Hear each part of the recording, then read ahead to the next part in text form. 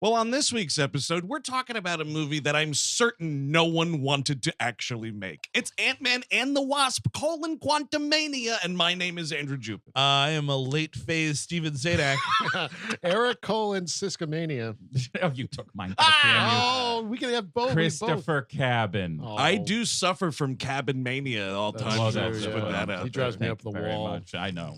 And we hate movies.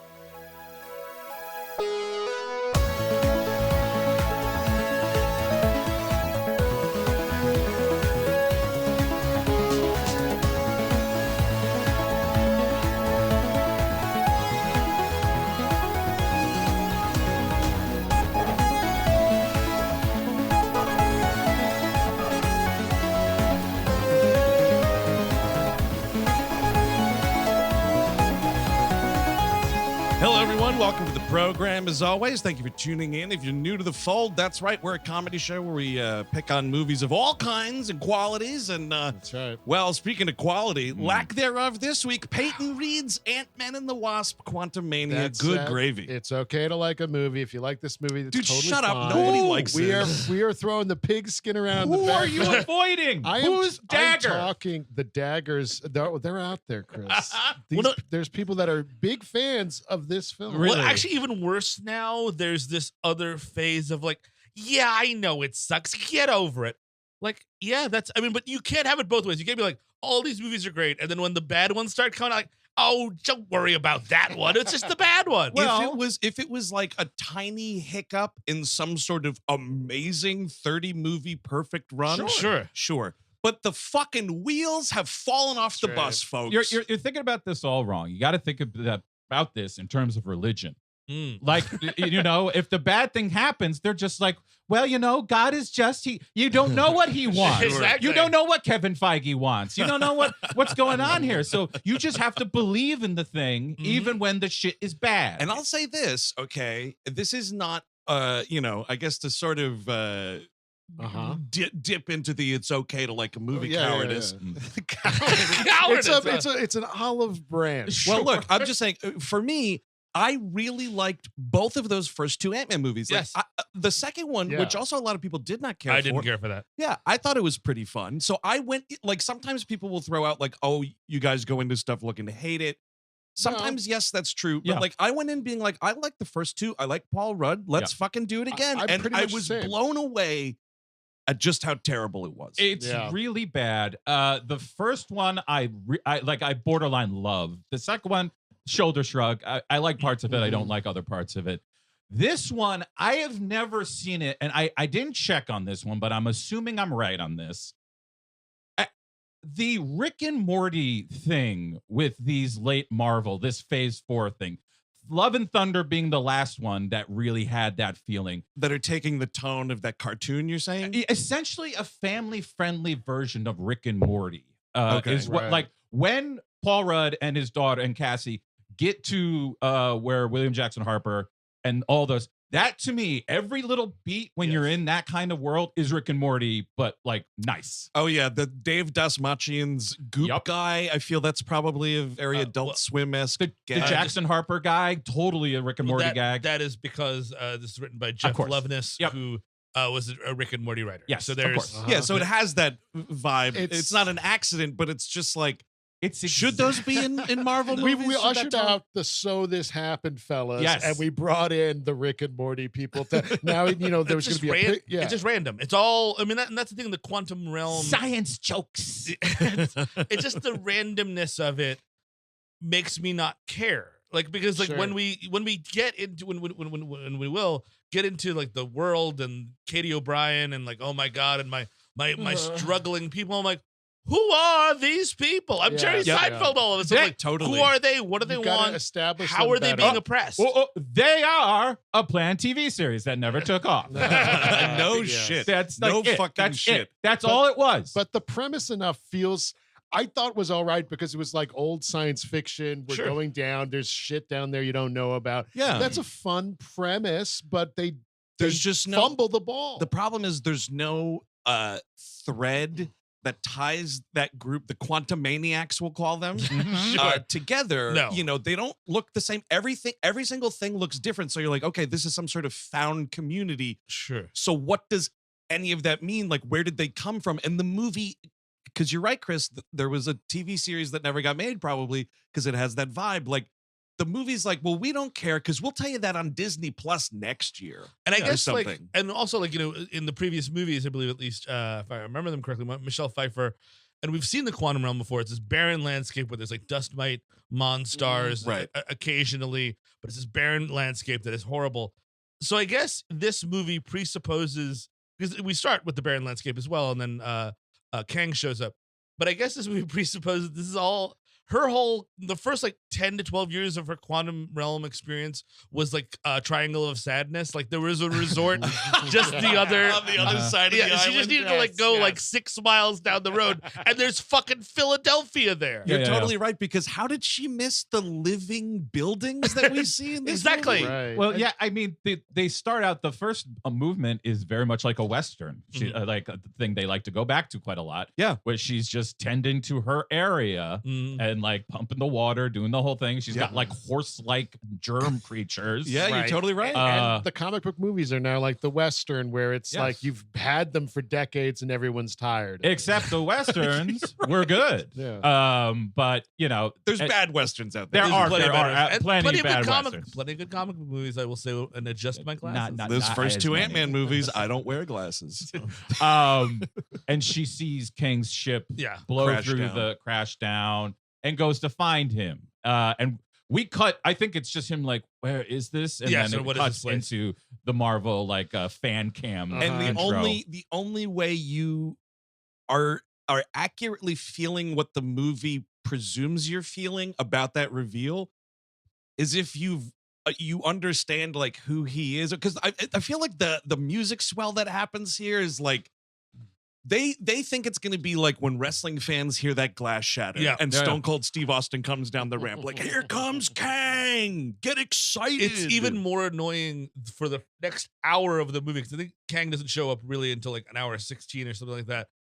Everyone is just like, well, he will be very upset. You know what he might do. Sure. Oh, and that's back when we were fighting him. And I'm like, I know it's the Kang movie. Can you imagine if you're watching Star Wars and like they just kept talking about Darth Vader, but you fucking never saw that guy till the last 45 minutes of the movie? And especially if they're just talking about, like, go to a place that he's ravaged and see it and actually walk through it. Talk with Katy O'Brien a little more about that stuff. I guess that would make people sad. Is this the first Kang? Yes. Well, actually, he was in Loki for like a hot second. Okay. In Loki, it's like, because I did watch that first season. If I'm remembering it right, you don't know who he is until kind of like the ending, the end of to it. And set it's up like, the next thing. Yeah. Let's set up this movie. Is that the first season or the second season? The first season, I believe he's a lot more in the second season, which I did not. Yes. Does anybody know anything about the second season? I started watching it and I abandoned it. But the stinger scene here is expanded, and that's a whole sequence in Loki season 2. Yes, where they're watching him in some sort of Old West. Yeah. Speaking of Westerns, like World's situation. Fair Pharaoh, Kang. No. The one with the second stinger with Owen Wilson. Him in Chicago and Tom in the Hiddleston. 1800s. Yes. Oh, it's Chicago? Oh, I missed that. I think so. But your point, Chris, like seeing what Kang has ravaged would like make such a huge difference, because like, what is he doing? Is he enslaving people? Are they working all day in the mines? Do they have to sacrifice their taxes to him? Like, what is this society? And what's the end? It's like the one with Jet Li. He's going to become more powerful if he gets more of himself. I think it's a little bit of that. Okay. But it's weird because he has all these like quantum bots. Yeah. Like these stormtrooper looking guys. Sure. And like, that's the army. And I think there's some throwaway line where like he's made those things. So like, I guess he's killing those the people in the lands that he conquers, and the survivors keep, becoming the growing army of the angry Quantumaniacs. Right, well, but show me an example of that happening. They look like Mysterios. We got a bunch of They armies do. of Mysterios. And that's the problem is like the Quantumaniacs, as we will continue to call them, are like equal parts Star Wars, Dune, and Mortal Kombat, and just like and by that I mean like that guy belongs in Star Wars, that guy belongs in Mortal Kombat, that guy belongs in Dune. I actually have a note. Which Mortal Kombat character is this? Katy O'Brien is the best example of that. That is a straight up Mortal Kombat character. Yeah, she is like Melina's sister-in-law. Yep, exactly. The Jen whole time, Retta or something like that. you're seeing her on the screen, and I just kept going, Katana wins. Gentera. Gentero, yeah, that's right. And there, she's a dust person, like half dust mite or what? Yeah, on her mother's side. Yeah, To your point, Steve, like, how did this civilization come to be? What is any of this? Set it up. I assume the human-looking ones are also being exiled, like Kang, in some way. Hey, like, great. That's Great all I question. can So assume, they're but you don't get to find. Descendants of other Kang type of people. Yes, that's all I can assume. It's so bizarre. Yeah. Yeah. We Well, just before don't we even get try- to any of that, Please. it's a real.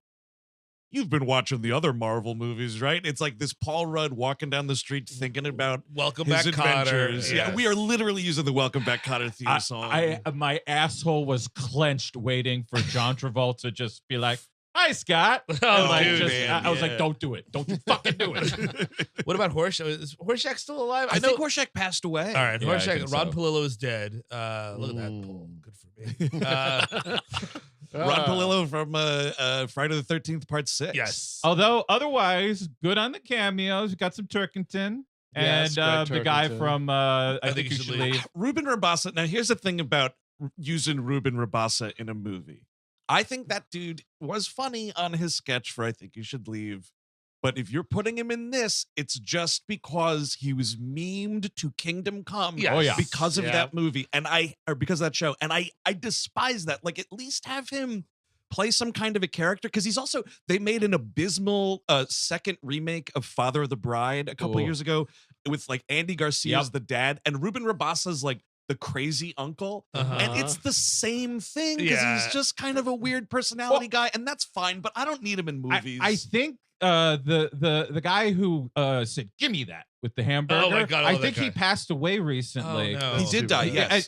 But I was funny. guarantee you they would have gotten him because he's also Yeah. been memed. It's just too much because he's playing his I Think You Should Leave character in every single thing. Yes. Yeah. Yeah. And like you make him like kind of out of touch or whatever when he's like, "Thank you, Spider-Man," Yeah. which is like from the trailer. So you already saw it 1,000 times Yeah. before you were Yeah. ready to not laugh at it in the movie. Oh, the meme guy's in this. That's great. Well, it's like the Rick and Morty thing, right? Everything we're making movies to be screenshotted and put on the to be internet. discussed on social media, presumably. Right. And so of course he's like written a book, My Life as Ant-Man, and we have him at this like I gotta say robustly attended book reading. Well, I mean, if Ant-Man existed, the line would be around the block. This man is a god on earth. He That's saved, and this is always the problem: is the blip was too much for this universe to handle.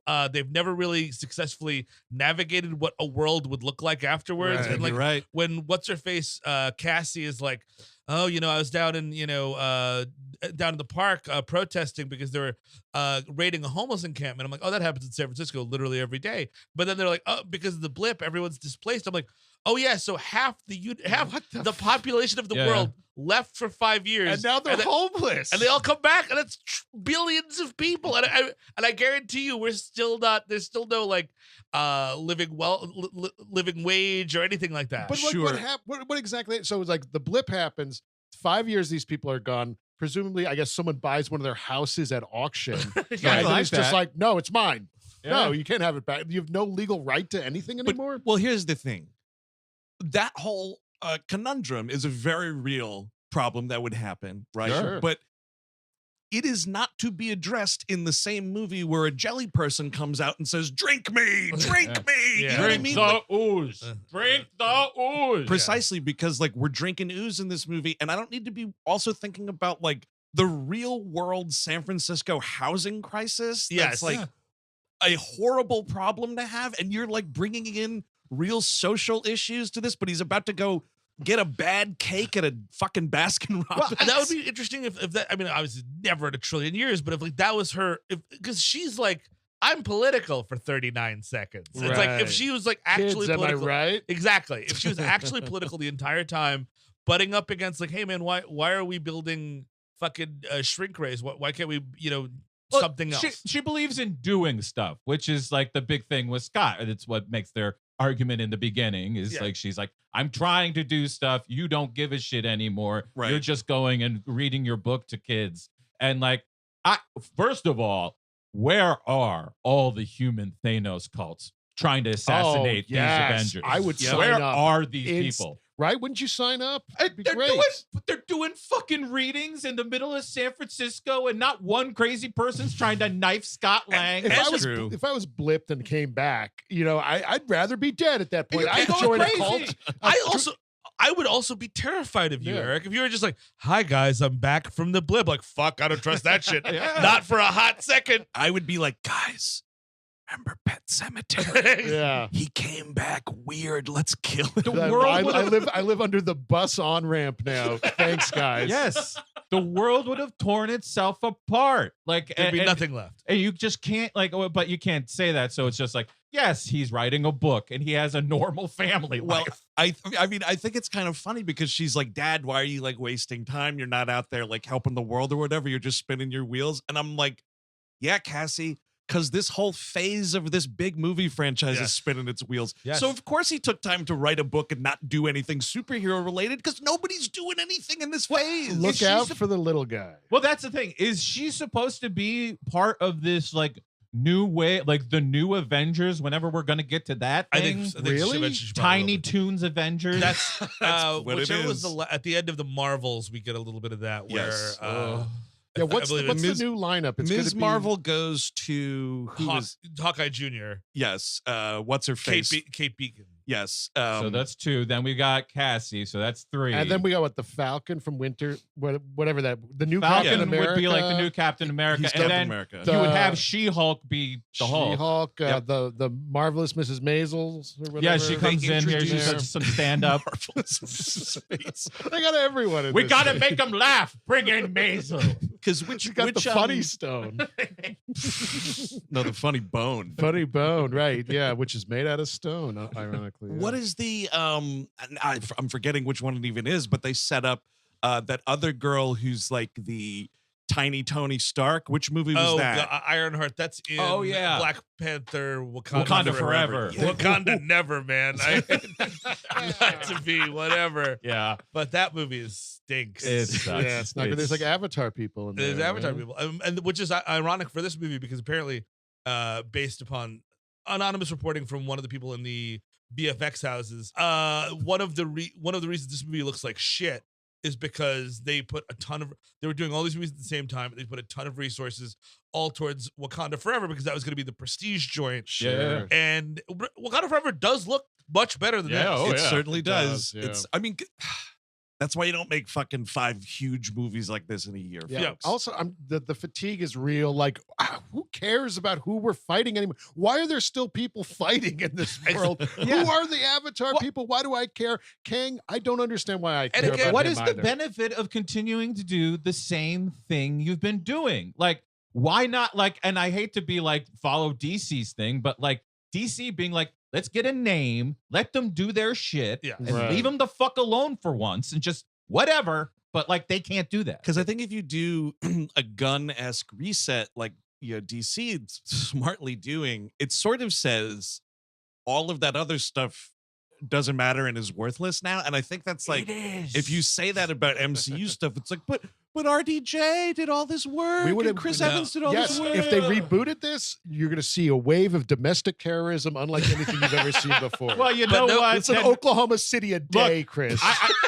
I say open the Pandora's box then, because we got to move on as a fucking nation. But I do think that now we have the out, I should say, of it's all part of the multiverse. So when you recast, boy. Yep. it's all part of the multiverse. But- Don't worry about it. It's all part of the multiverse. But the problem is that what that does is that means that in every movie there has to be at least 20 minutes of explaining how this once again, and that is the Yep. thing I would rather that not. everybody is tired of. Yes, of like course, they yeah. fucking hate it. No, I mean, and that's apparently, I mean, we should talk about the movie, but I mean, Marvel was shocked that this movie underperformed and people didn't like it because you could tell that a lot of this movie is not not exactly a catchphrase, but like it feels like the end of a catchphrase. Like that episode of The Simpsons when Bart comes out and it's just like, I didn't do it. And then one guy chuckles, and as opposed to like losing their goddamn mind. Right. Because it's like, this is what you want, right? Here it is. It's big, a lot of costume characters, which we love,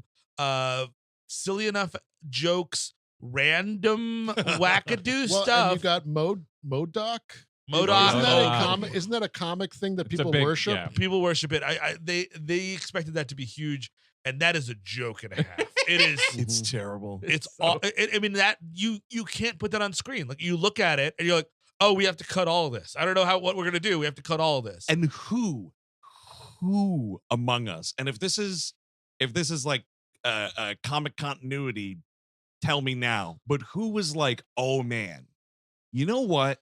The fans of these movies, they got the DT shakes for Corey Stoll's character from that first movie. No. Everyone's asking themselves, what happened to that guy from the first Ant-Man? No, it's totally different. They tied it in to make this feel like it's a trilogy, even though it's not. It's just so. This is where we come in.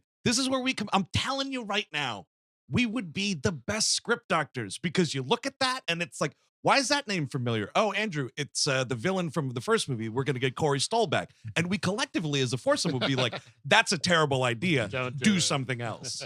Or I would be like, hey, could you show me some test footage? Oh, that looks terrible. Cut the whole thing. Yep. Or just, I guess he doesn't look like the M.O.D.O.K. thing is just a floating head or something. It's pretty. I mean, it looks like it. It's pretty close. He's a head with little arms and bodies. He has brown hair, which I think is different. But Okay. No.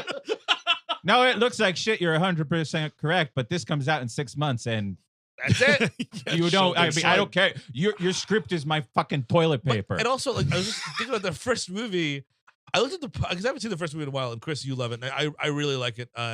Eric got a high five from Michael Douglas at that screening. That's right. I did. Hell It yeah. was That's an extra half star for that high five. Dude. I was the down low, and he came down and he gave it to me. Oh, Michael awesome. Douglas went down on you, dude? See, technically, I can say he that. loves Don't give going him down. cancer. Yeah.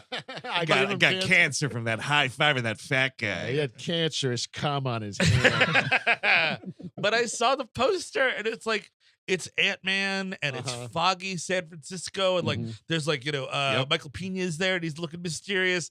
David Boss, and like Corey Stoll is like looking. And I'm like, oh, that's a movie. You know what I mean? Yeah, because again, sure like is. that it takes place in San Francisco. He's trying to get his life back It's together. a tangible place, and you actually had comic relief. Yes. Well, yes. Place means big time, I think. The fact that we know this is San Francisco and it looks like San Francisco and the geography is somewhat familiar. You're seeing it's City huge. Lights books. That's where the book signing happens. That's pretty big. Means a lot. But also, you're missing what was good about the first wave of Marvel when it did work was it was embracing genre and creating a Marvel movie out of a genre. Ant-Man's a heist movie. Yeah. Yep. Right. And it's done very well, I think. And the talk about him having to like get out of prison and trying to come back to life. These are things that are easily relatable, and it gives your characters some nuance. But look at those early movies of all these. Like there's Corey Stoll was the villain in that first one. Yeah, yeah. It's a smaller villain. I feel like you got to go back to that. You can't keep on doing leading up to some bigger movie where Kang's finally going to get his comeuppance. Have a tech bro in San Francisco who's doing something nefarious. They do not be the villain. Make him like covertly make these James Bond movies. Give me something to care about. The goodness of it doesn't matter. They do not think like that. It has to be expansion. Yeah. No, at all costs, it has to be expansion. No, it's true. So for a 2-second thing that means nothing, Cassie gets arrested for this protest of the housing situation. There is a funny Paul Rudd. He finishes the reading and he looks at his phone and goes, "Why is jail calling?" That reminds me of like, yes, Paul Rudd is funny, but Paul Rudd is also tired of being in these movies. Oh, you can tell. He's dopey in this one. It's full on dopey. And the problem too, I was thinking about it because Ant-Man and the Wasp, and I was reading a bunch of Wikipedia trivia, and like Evangeline Lilly will tell you, anyone who will listen, that these movies have so much the Wasp's character, and she's growing. She has like 9 lines in this movie. Oh yeah, Yes. but probably because she couldn't go to set, right? Because isn't Yes. she a famous COVID denier? Or Famous, anti-vax Oh, really? lunatic. Yeah. Yeah. Oh wow, I did not know. Yeah. No, she's cuckoo for Cocoa Puffs. Good as Oh, great. And also, and that's the problem. You've got Ant-Man and the Wasp, and then you also got Ant-Man and the Wasp and Michael Keaton, or Michael Douglas, and Michelle Pfeiffer, and then you have little Cassie putting on the costume. Oh, like, my it's all the God. same powers. It's not fun anymore No. if 5 people can do it. Also, Precisely. Douglas is wasted. What is he even doing in this movie? He just Taking a hangs around. nap. Yeah. Taking an expensive He's wearing a nap. very comfortable clothes the entire time. And he gets to be the cool guy throughout. Like fucking, he saves the day. I think twice. Yes. And he gets to do the fisting joke, which is nice. Yes. Yeah. We Which is go nice. to it is nice. We go to dinner at their house. It's Sunday. We got to go to Grandpa's, Peepaw's making this pizza. This is ripped straight from Back to the Future too. baby. Yes. Oh my, you sure can hydrate a pizza. He uses his little ant power and makes a big pizza out of a small God, pizza. Wouldn't that taste a little funky? Like, wouldn't It there has be, to. Yeah. They'd be like, this is not like Aftertaste. I think it's an aftertaste. Grandpa, I know we're all impressed that you can shrink. And can we just order fucking fajitas? Fajitas, they're so good. They're so good. Yep. And it's hot. It's right out of the oven. And it's not being quantumly altered at all. I will walk the 2 blocks to pick it up, Peepaw. Don't worry about it. That's $38 a pie. I'm that's- going to pay for it. I just wrote a book. I'm going to pay for it. That's the thing that's totally crazy in that whole exchange. He's like, I just saved us $13 or whatever it is. And I was like, look at this fucking house on the corner in San Francisco, you loaded scientist. Give Exactly. me a break saving $7 Didn't on you pizza. like add another wing to the military with your research? Aren't you fine? The pizza's not a funny enough joke to do this. Make it like Thanksgiving and the turkey's humongous. That's Sure. sure. Yeah. There's That also, makes much by the way, sense. one pizza, you got, is it 5 people? Yep. Yeah. That's not enough. No that's way. That's not nearly enough. Well, Nope. maybe for San Francisco folks. I you see. know, Yeah. Hey, and active if you did, lifestyle. by the way, though, if you did a big turkey, that's Yeah. just stealing from the end of Honey, I Shrunk the Kids. Oh shit! But that would make more sense. Like even that, like as a reference, I'd be like, okay, cool. That makes sense. That's a movie you they would should reference. be watching that movie in one of these movies. Oh, Hey, yeah. Hank, oh wow, look what he did. Hank, can I tell you, last time I had the upped pizza, it gave me really bad diarrhea for 3 days. And like it's something that happens to the cheese. It really disagrees with me. You're gonna tell me I'm crazy. And it wasn't a burp. I farted out of my mouth. I know what you're saying. That's just a burp. No. The smell of ass and not bad breath, ass came out of my And mouth. some of those little deer pellet shits fell out too. And I think like a tomato resized itself inside of me and almost became as large as my heart and then shrunk. So I'm gonna pass on the magic pizza today. That's Yeah. oh yeah. No, my gums are bleeding. No, that's gums. that's Oh no, that's marinara sauce. I saved us $13. But Peepaw, my teeth are falling out. So around this gigantic pizza here, they start having a little chit chat, Sunday evening chit chat, and it's like, Cassie has secretly been working with Peepaw on some of his fucking ant technology. Sure. yeah. And you've been doing what? Let's go down to the basement and check it out. We're playing around with the quantum realm stuff. See, Cassie, what we're going to do is we're going to shrink all the homeless people and let them live in the phantom zone. That's the plot of downsizing. Yes, Really? essentially it is. I have not seen that movie. It's like, overpopulation. Let's shrink people and put them someplace. Oh, wow. Yeah. Underrated. Maybe But- I'll go back. I don't know. I will say, but up to this point, we've got like, it's about Scott and his daughter trying to reconnect. Oh man, she's got these political ideals. He's not too crazy about it. He's just turned completely aloof because he's a celebrity. That's a movie. Mhm. That's the beginning of an Ant-Man movie, and Sure. then we get zapped into the wacky zone, and that's the end of any of it. That Yeah. the At the end problem of is any of it. it's just they like it's you got like green screen dunes and Yeah. blue screen that's all this movie is now. It's- Once you go into that world, you are done touching All objects. tangibility is gone, Yes. and That's- it's just all this Yes. wash of like fucking like screensavers. Yes. Like this, Yes. these, and like I get it. It takes forever to make them, and they're But, great. Andrew, you But- mentioned Honey, I Shrunk the Kids. That Yeah. had a tangible yes, surface to the, it was still like, a fantastical idea. You're going shrunk, but there were blades of grass. There's things you could do. Let's show real some, light touching real things. but That also was in that movie. Try to represent some real life. Not everything has to be blue, shimmering. Watch it. But yes, I agree with you on all of that. And something that Honey, I Shrunk the Kids has also that this movie doesn't, that I think is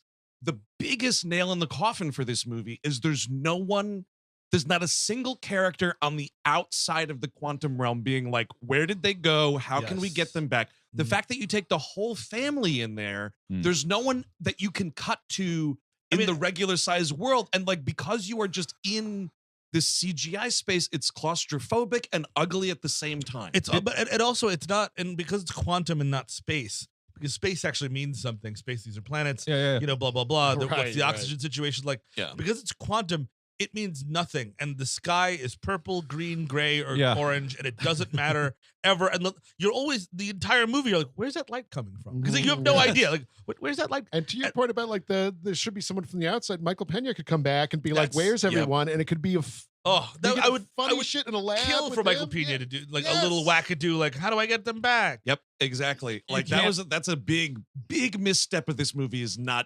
moving hell and high water to get this dude in the movie. Did they move the other two into the quantum realm too? Because Dastmalchian is in the first one at least. Dastmalchian is voices the Goop guy. Yeah, but he's in like as a that's person. right. He's one of the dudes. He's in both of them. He's in all three. Okay. I'm still like, I think T.I. had some domestic violence stuff, so like we're not going to worry about T.I.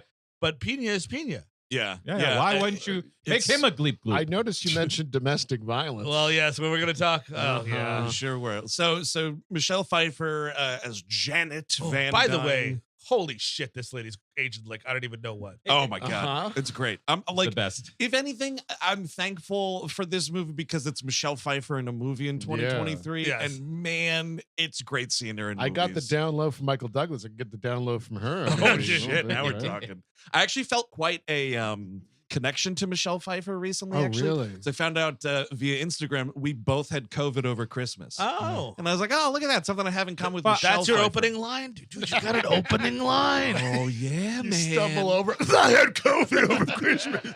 I similarly feel some relation to her because I've also Jeff Bridges and Bo Bridges have fought over me as well. And I several times after I sang making whoopee for them.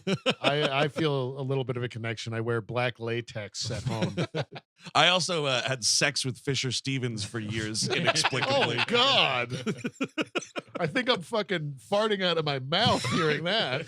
So she starts freaking out and hearing quantum realm because she of course spends so much time down there, and it's like, wait, you what are you doing with quantum technology or whatever? And she's like, sending a beacon. Cassie's like, yes, we can explore the quantum realm remotely by sending a beacon to her. She's like, a beacon? Can't that go both ways? Like, of course it can, Grandma. What do you think, Meemaw? Isn't this great? By the way, she starts freaking out. Cassie has been replaced by what's this lady's name? Oh, Kathryn Newton? Freaky. Kathryn Newton. I want to say her name is. Oh, she's the girl from Freaky. She's the you're girl saying? from Freaky. Oh, okay. Yeah, I liked Freaky. I didn't recognize her, and I was having the question. I was like, were there different kids before? Apparently, Isabel Fuhrman was in the last one. Oh, really? Yes. Oh, the orphan. Yeah, I believe so. Oh, really? Or maybe I got no, that wrong. I thought she was a different. She character. plays an aunt, I think. And just to confirm, I mean, I'll be honest. There seems to be a lot of allegations against T.I. It doesn't seem like it stops at one. There was just one. There was one like literally yesterday. It keeps on coming in. Him and his wife were accused of crazy. getting up to some stuff. So if you're still making allegations against T.I., stay in line. Stay in line, folks. And as soon as she's like, "Of course, Meemaw, the signal can work both ways." She has a freak out, like, get that, turn that off, blah blah blah, and like immediately they're sucked in. It's one of those like, everything's getting pulled in, we're hanging, trying not to get sucked in, and we all get sucked in. God, right? I mean, like, wouldn't you just like? I guess this is just the cancer of the self-awareness in these movies. Is that like, why does it have to be the double tap? Why does it have to be Michelle Pfeiffer finds out and is like, oh my God, no. and then immediately the bad thing happens. Yeah. Why can't you just walk into the bad thing? And like then maybe afterwards you explain it. Well, they get Pleasantville in here. You know what I mean? Like zip zapped in. I have learned to accept and expect a lot of fucking explaining. Why this much? This is just way too much. Yeah. And for whatever reason, they get kind of banged into two different places. Scott and Cassie are together. Meanwhile, Michelle Pfeiffer, Evangeline Lilly, and Michael Douglas are in another part of the movie. That's right. And I have to say, this is them getting sucked into the quantum realm was where, and I could have just been out of my mind. I thought some of these effects looked better than when I saw it in theaters. Possibly. After that, the rest of the movie looked exactly the same. So probably not. But I was looking at this stuff and I was like, oh, it's kind of something. I mean, the lighting is literally made for it to look better when it's smaller. Yeah. Right. So like that makes total sense to me. Yeah. So we get down there and so a lot of this movie is just like, we have to find Scott and Cassie, and Scott and Cassie have to find Meemaw, Peepaw, and the Wasp. What's great is like Meemaw, Peepaw, and the Wasp. That's going to be the fourth movie. Yeah, that's an indie band, I think. But yeah, they get down, Cassie and Scott do, and something like, oh, look at the sun. That's not a sun. It's a big fire monster thing. To which Scott, Paul Rudd has to go, well, that was weird. You get one of those. He fights this monster. It grows into this huge thing. And it's like, for a half second, you're like, oh, cool. A little bit of an Ant-Man fight here. And you can envision this as like a panel from Ant-Man comics. And it looks pretty wild. And then he just throws it away and shrinks back to regular size and literally says, well, that was weird. Yeah. And my toes curled. Oh, yeah. And it's like, I mean, it's no different than the eyeball tentacle monsters in Doctor Strange 2. I mean, it's the same fucking thing. Yep. It's big, it's gloopy, and it's weird. I don't even remember that. Yeah, see? There you go. Which is good. Good on you. Yeah. This scene is so Dune where Michelle Pfeiffer's like, oh my God, everybody stay quiet. And all the literal sandworms come out, right? Yeah. Am I wrong here? Or whatever. It's like it's a sand race of. Quantumania. Oh, sorry. Yes. Well, she dodges the she's like, nobody move, and there's like some sort of scout ship that flies over, and it's like, all that stuff about like Michelle Pfeiffer living in this quantum realm is so unexplained. It's just a lot of her being like, trust me, this place is dangerous. Yes, and I'm like, well, all right, Janet. Well, because again, and by the way, we don't get one single damn it, Janet. We can't get one. Oh, yeah. That'd be nice. It'd be so easy. Yeah. I don't know, though. Bringing in Rocky Horror references, dude, that's a fringe too far. Well, it would actually be good if Majors is like kind of husky. Damn it, Janet. Work better, you're right. Yeah, so it's a lot of her being like, all right, I know someone that can help us, like, blah, blah, blah. Let's get there. This is another one of those, like, you've seen this kind of fake out thing 1,000 times. I'm sure in Star Wars this has happened at some point. The whole, like, a person approaches another person and we're fucking and fighting and blah, blah, blah. Yeah. And then we're having a big laugh over it because we're old friends. She understands the customs of these people. She cuts off somebody's arm and then she holds it.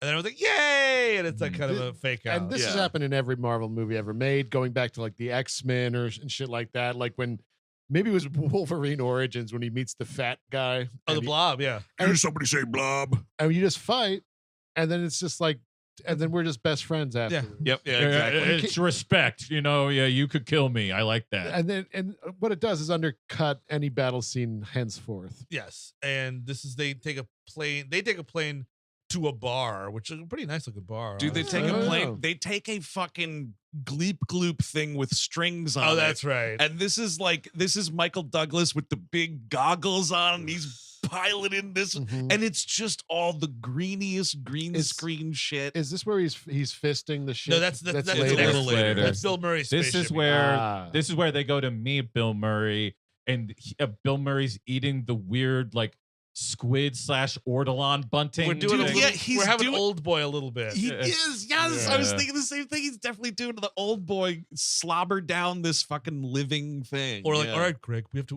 to cover our faces in shame while we eat this bird. Okay, but yeah, you know what? We put some other last stuff in this other movie stew.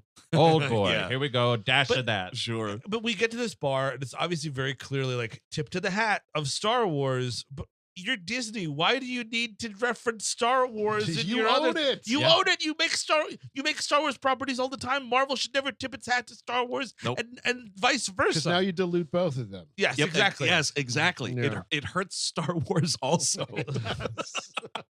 While that's all going on, there's some big, like it's like a big amoeba monster that just looks like a gigantic flying carpet. Yes. Speaking of Disney, and like, is this the end of Ant-Man and Cassie Ant person? I guess she'll get a name later, but it's like, oh no, the Quantumaniacs step in here and save. They shoot off the big monster or whatever. I got her name.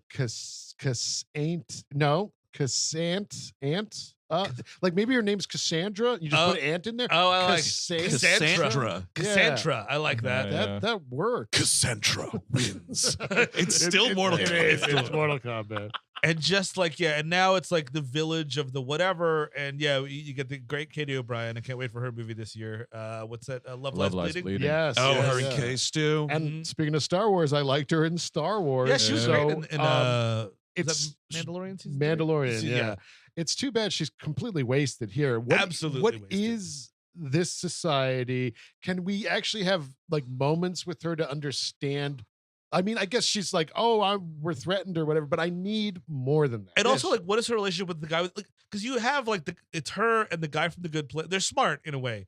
It's just her and the guy from The Good Place and David Dastmalchian as a goop guy. William Jackson Harper is William Jackson Harper. I've never watched The Good Place, but very good show. And he's in Midsommar as well, right? Yes. Yep. And Death Ray face. Death Ray's face.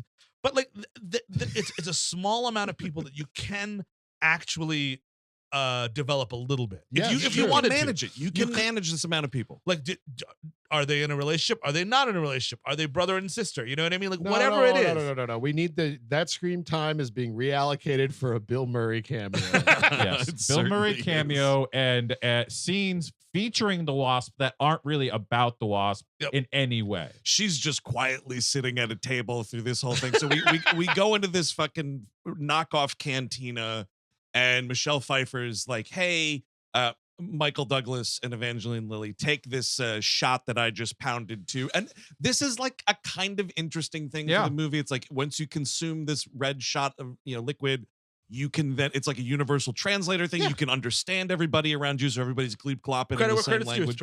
Pretty neat idea. But you're just watching it in a knockoff Star Wars cantina, which is very annoying. And it's like, oh, okay, we're here to meet somebody that's going to help us out. And here he comes, and it's a big fucking ship. And I am so tired of like the big build up, boom, boom, boom, boom. The ship's landing. It's dramatic. The engines are like blowing people's tops off in the bar, whatever. You wish.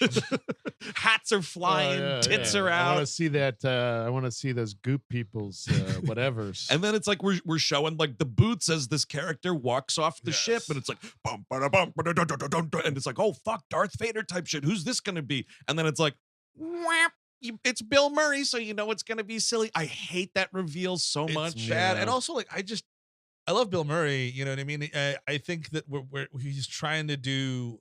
Well, he's trying to do nothing. He's trying to get a paycheck. Absolutely nothing. He's trying to refinish a bathroom. I don't like. Because you think about Jeff Goldblum in Ragnarok, right? And like he is 1,000% in on that movie, and he's having fun with it, and they give him a fun costume, and he's inhabiting it, and he's just true. He's really having fun here.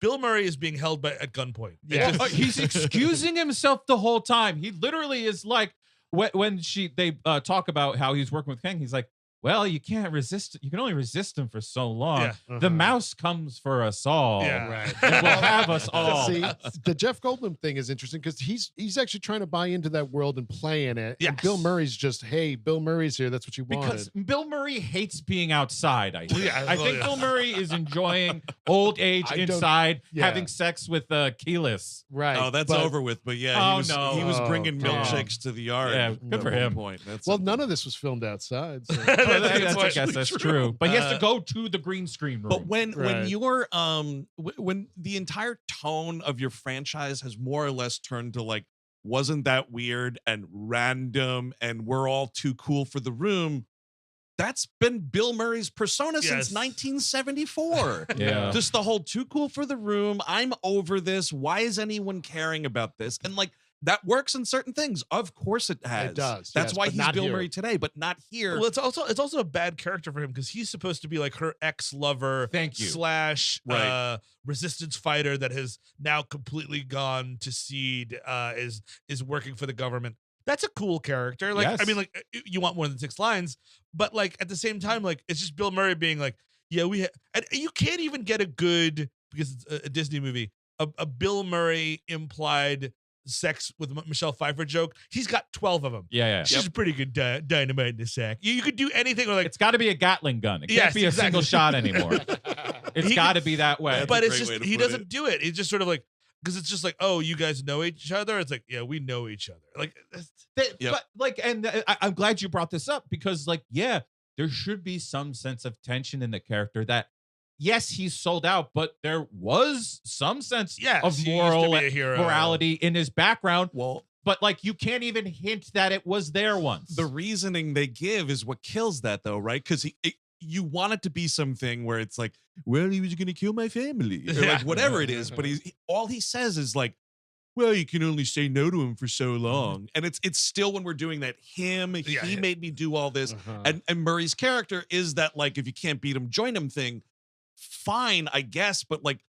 The motivation then is just like, why did you turn against the resistance? Why are you sort of in line with him It's now? so- Shrug. It's lackadaisical in a way. I feel like Garfield is telling me this. Yeah. Because Garfield is telling you Yes, this. but like, You'd be able to follow it better for lasagna. Of course, he's going to. better drink the red ooze, Arbuckle. But it is actually, you know what? And this you could tie into your weird old boy reference too. Like, make him a complete.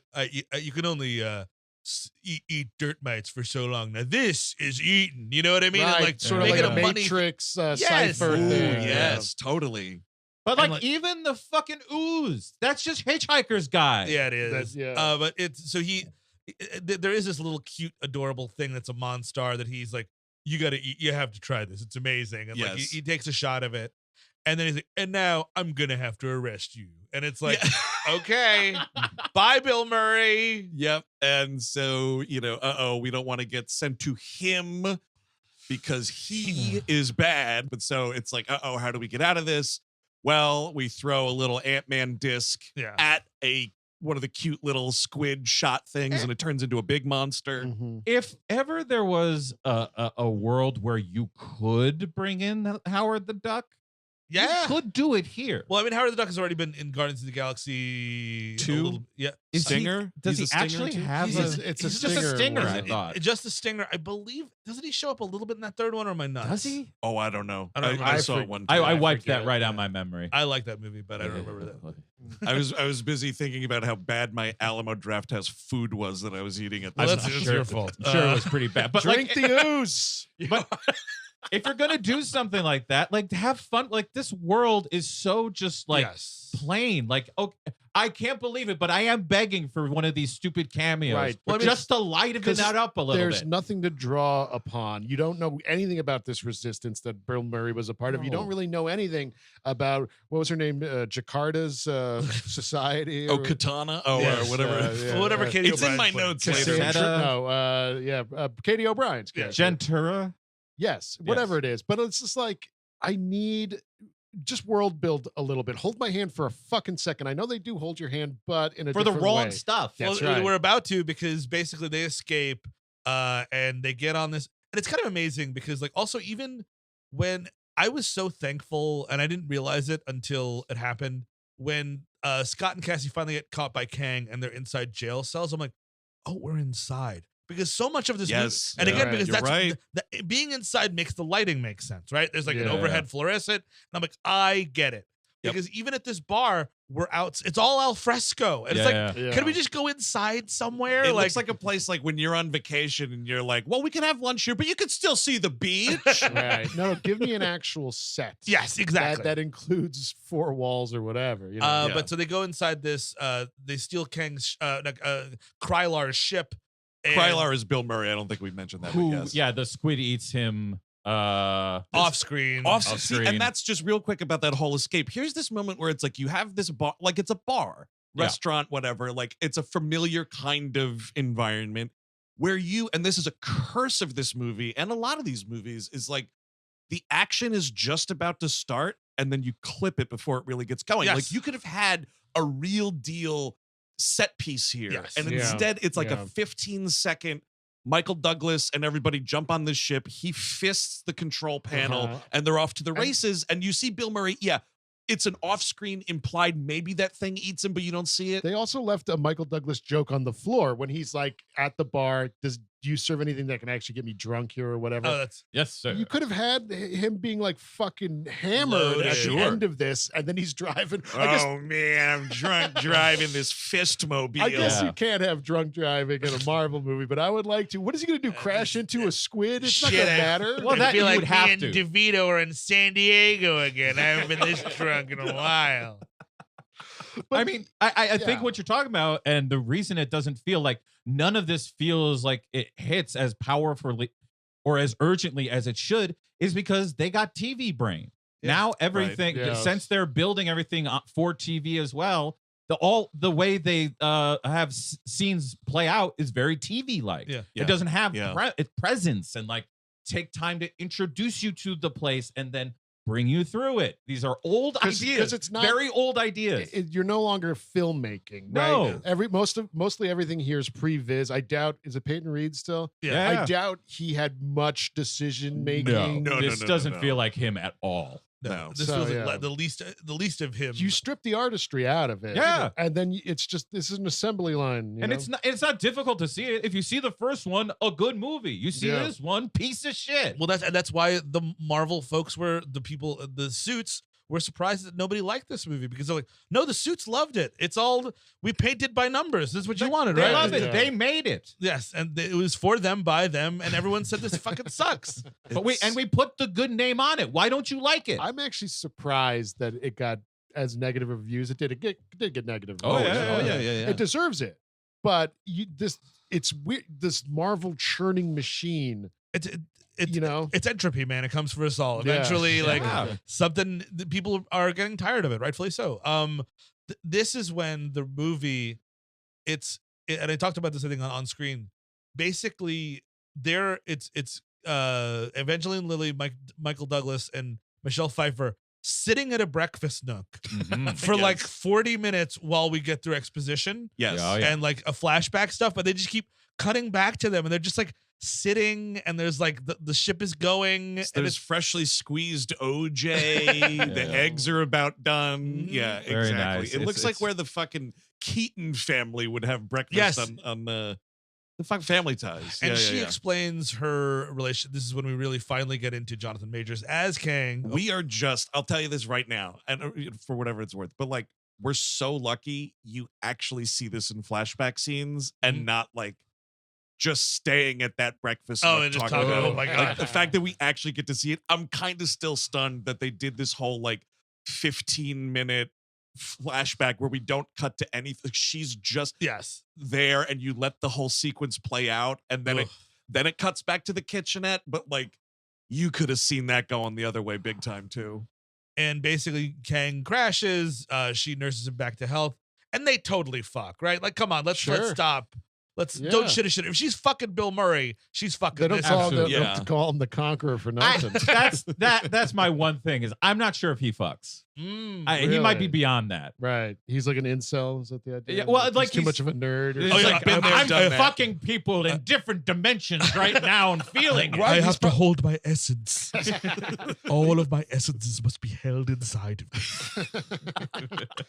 Yeah, I mean, if he loses an ounce of his essence, perhaps then the other Kangs, the ones dressed up like Egyptians, are going to be more takeover. Oh, yeah. I don't The ones- understand. The ones in the stands are fucking jerking off all the I time. still don't Sure. understand the idea of the multiple Kangs. So, You're not supposed to. so they're gonna. The idea is going to take over every timeline or Yes. whatever, every multiverse. Well, he's But then these- destroying these timelines. But then why wouldn't one of them maybe develop a conscious or not? Like, you know what? Go there should be, against there the would be a plan. good. You should think there would be a good Yes. Kang. At If some there's point. 1,000 of them, why wouldn't there be one? I would imagine eventually, if not reality happened, you would have gotten a good Kang eventually. Well, let's just. I'm gonna guess and say someone is typing a comment right now about how that's addressed in Loki season 2, and I will say fantastic. That's great. And yes, obviously Jonathan Majors fired at the end of December of. Long December for that gentleman, because the verdict came in on his domestic assault trial, and he was found guilty, and that was all Disney needed to say finally. Like that was like 6 months of will they, won't they? So now it's a question of, are they going to recast because of variants? Yeah. I say just end this storyline fast. I think so too, and also, you know why? Because watching this movie is like, oh man, Kang is coming. I'm like, no, Kang is right here. Yeah, like this is the Seinfeld episode with Banya going to Mendy's. Like, no, dude, you got your movie. Yep. I don't care if you just ordered soup. You know what I mean? Like, this is the movie. Thanos was in those other movies, but very sparingly at the ends, right? Like, and the Kang's fucking walking, talking character in this. You got your movie. He is the villain. He has presence. He has agency. He fails. He dies. Yes, that's it. Yep. That's your movie, Banya. There it is. Yeah. That's that. Hey, you got a fucking TV series too. Yeah, exactly. To boot. I haven't seen it. Now, it happened. I hate furthering possibly bogus movie poop shoot kind of news nugs. Yeah, we're right up there with the shoot. We're shoot boys. Well, I saw a thing that was saying possibly being floated around Coleman Domingo to take over. Okay. Sounds great. I'd be into it. He's a really good actor. I would love to see what he has to do. I'd love for that dude to not be fucking squandered in the MCU, though. How about that? That's just, again, it's going to come for us all eventually. And like, eventually, unless, you're a plebe, you are going to be in the MCU in some way. They got Greg Turkington, for God's sake. Yes, that's true. They took him. Even recasting, I just don't see this being interesting, but maybe that's because it's me. And that's the problem. And this is the problem when you make your artistic storyline have to be announced at Investors Day on a fucking PowerPoint fucking 6 years earlier, because the Kang Dynasty is slotted down in a tentpole, I think 2026 or whatever it's it gotta is. happen. So it has to happen, or else they have to turn tail, which I think they should. But I just like, maybe we should rein that back in and maybe do the first Kang movie and see what it's like. If ever there was a good reason to blow it up and start from scratch, it's what happened with Jonathan Majors. Yep.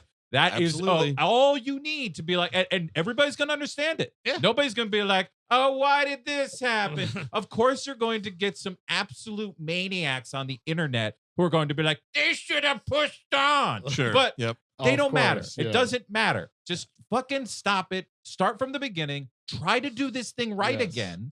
And I will say, again, like, dude's a piece of shit. He's pretty good in this movie. He's a good actor. I think he's a good actor. And I also think Creed 3 also really good. They were smart in this, where they were like, Thanos is so untouchable, unknowable because he's a big purple gloop.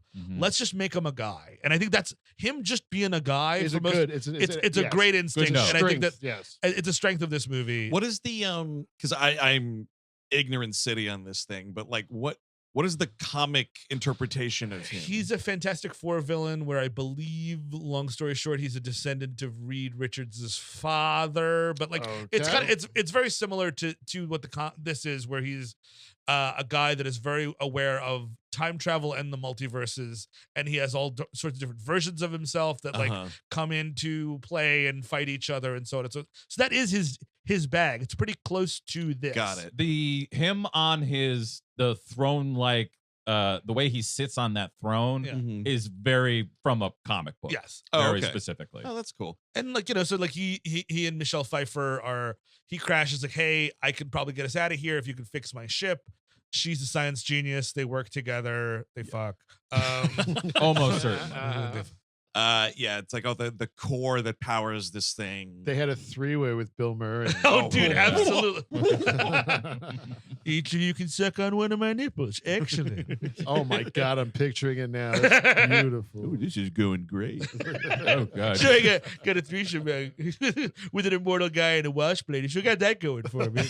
Oh fuck! Now we're that Regal commercial. Oh no. Oh God. And then it's like, oh okay. After all this time, I finally helped him fix the fucking power source to this engine. So here we go. We're gonna put it back into the whole thing is like him saying to her like, hey, I can take you back in time. So it's like, you know, you're gonna walk right home to your dirter, and she won't have missed you, and blah blah blah. Yeah. You just got to help me get out of here. And as she goes to hook up the power supply, she touches the ship, and there is some fucking mumbo jumbo. Like the ship was powered by his brain waves. Yeah. So the second I touched it, I got to look into his brain. Hey, whatever movie. Hanging brain. And she sees all the history of all the timelines and the civilizations that he's destroyed, this, that, and the other thing. Oh man, he's screaming in all different ways. Sure is. And he's shooting blue stuff while screaming. It's pretty good. Sure. Like what do I care about other timelines? Like let them end, let mine end. I don't care. Well, about no, it. that's the deal he offers her, and it's a pretty sweet deal. She's trapped on Hell Island. There's no apartment buildings yet. But then we wouldn't have any new Marvel movies. But he's like, listen, he's like, listen, boy, I will this is take a fun character, Chris. I will take you back to your timeline. You won't even have missed a beat. And you know what? I'll shake your hand, and I won't even fuck with your timeline. I'll leave alone. Well, sounds pretty good to me, dude. Yeah. I don't know, dude. What? Well, Maybe because I would just assume every other timeline is a Nazi timeline anyway. Sure. They can That just all go seems to be everyone ends up that way. Right? Always comes. I mean, if not, it comes close and then blows up. Yeah. And so she is like, hey, second thought, this is some bad vibes. I don't want to do this. She pulls the thing out, starts running away with it. It's a little bit of a cat and mouse hanging for a second.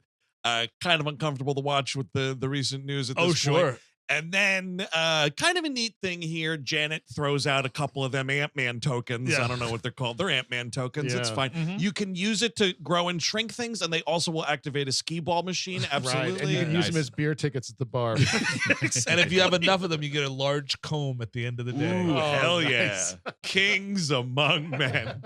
Well, no, you just buy one beer, you put the big one on, and that's it. That's your fucking night right there. Right. And also, I mean, how many tokens did you have with you, Janet? You know what I mean? You want to hold on to some. Yeah, that's true. But there seems to be no concern for that. Because that must be like $1 million a pop. Yeah, exactly. She throws it on, and it expands greatly to the point where it can't be used anymore. He screams, and at this point, he now has his costume, so he has like his. He can shoot laser rays. And there stuff. is someone with good looking costume, by the way. It's a pretty cool costume, with but Joker colors, though. It's a weird.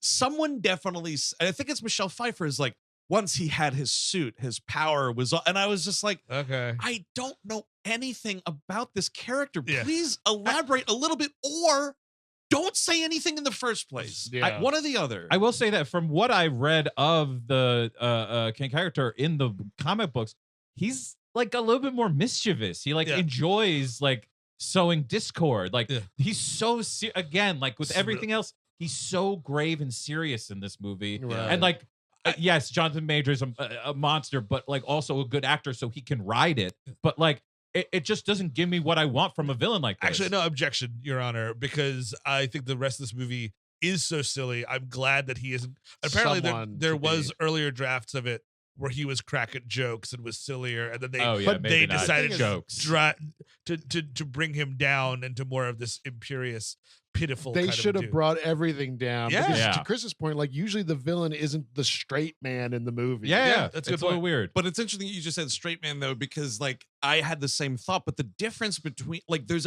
I think a world of difference between a straight man character, which the straight man functions as a vessel for the comedy to happen, because without that, the wacky characters are all just wacky, so it bounces off, and that's how comedy happens. But straight man is one thing. A grave, serious, fucking genocidal madman is not a straight man. Yeah. Because you can't bounce comedy off that. So like people are being wacky, and then here's this dude from what appears to be another movie altogether. Exactly. And you know why? Because he's waiting for the next movie. Yeah. He's got a bus ticket for the next movie that he is just waiting. I guess so wait here. The next movie is coming here. Okay, Yes. I'll be here. Eventually, whenever the fucking fourth Captain America movie, if it ever comes out, if that comes out, maybe then we'll understand the seriousness. Him to have a little. I want everyone else to be a little more dour, and I wanted him to have a little more charisma. You know, like Saddam Hussein. You know? Yes. A guy- Gaddafi. Yes, like an evil guy, but he would still be fun at the party. Yeah. But no, he's got multiverses to fix, and he's just. I have to save it from all my fucking inbred other versions of me. They are all like hee-hawing, fucking hooting and hollering. Yeah, they are, and I guess weird. they all work together. Is the idea? Well, they're under the what the scene that the Stinger suggests is that there's three main ones. Yeah, the Pharaoh guy. Right. The other I don't. Is it supposed to be like?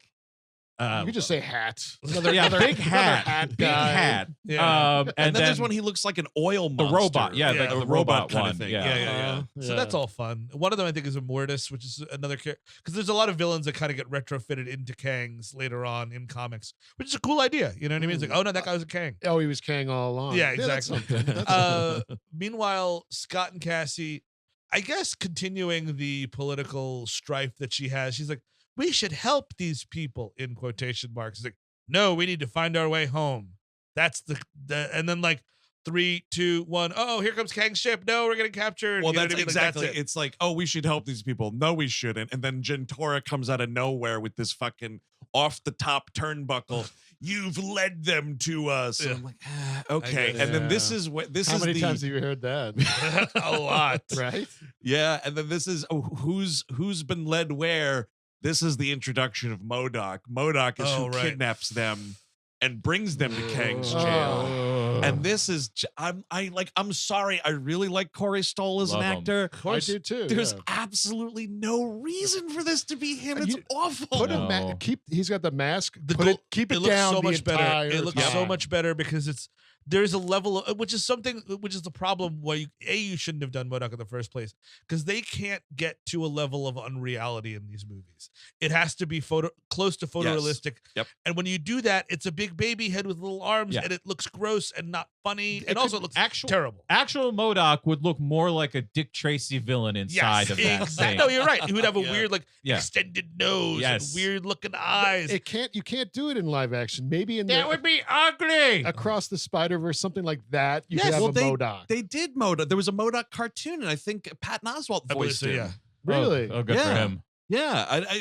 God, what was that on, like FX or something? Maybe Hulu, I think. Either or, but if you Dick Tracy-atized him a little bit, where like the face isn't exactly just Corey Stoll's face bitmapped onto this like character he made. But hey, how are you then going to do Michael Scott-esque jokes with the fucking cast if you don't have him be looking kind of normal and it being kind of weird? There is a weird. So you get like this really, because you get to see his little ass too. You do, because I feel like you do see the little ass. Did I miss the little ass? Cheeky ass. You get a little cheek thing because in this quick. Cheeks. So while the Michelle Pfeiffer flashback is going on in the fucking RV breakfast nook, you also have this other very quick flashback of them being like, Darren, why are you in this movie? And he's like, well, let me tell you. And he's like, Kang saved me. Kang's the one who found me when you sent me down here. And like, when you see him crash land, he's already shaped like M.O.D.O.K. And then it's like you see nothing, like he's picked up by like an invisible hand. This is where you get the butt cheeks and the little legs, and it's like Kang rebuilt me and made me this, machine for death. Whatever. Like if maybe he's being shrunk down at the end of that first movie, you assume he just dies.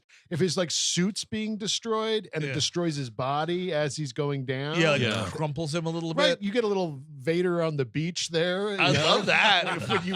And then Kang as the Emperor comes and rebuilds him. I also, so now I'm wondering, he's got butt cheeks on the back of his head, I guess, would be the idea where the butt cheeks would be. They're like lower back of the head. The penis would be on like the chin. That's the penis would be right under the chin there. That's why he's got the chin strap thing around it, so he's not dangling brain. Yeah, there's a jock underneath there. Got it. Yes, okay. yeah, just keep that all protected. That's awesome. Don't want your little tallywhacker hanging out there. You know what I mean?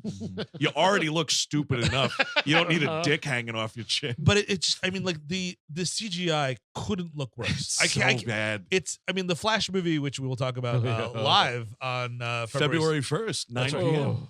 beats it because of those effects. But man, is this so close? Or you could even just do like have him have his actual head, and then like a robot shit around it, just a floating head. I'm fine with that. Yes. Yeah. It looks so bad because they cram it into this artifice thing, and he's all stretched out. It doesn't make any The sense. stretching for me is what's. He looks like an NBA Jam Big Head. Does. Yeah. Oh, Okay. yes. Yeah. Man, I hated big head mode. But yes, it's that the stretching is what I think was like what really killed it for me, because I can't look at stuff that's out of proportion. Yes. It's too many years of being a projectionist and having to stare at screens and making sure that shit looked right. So when it doesn't, and it's intentionally that way, I'm like, fuck you. And he's like This is blurry. terrible. He's like blurry too. Honestly, like yeah. it just It's like the mask, or like the glass or whatever is like a broken television.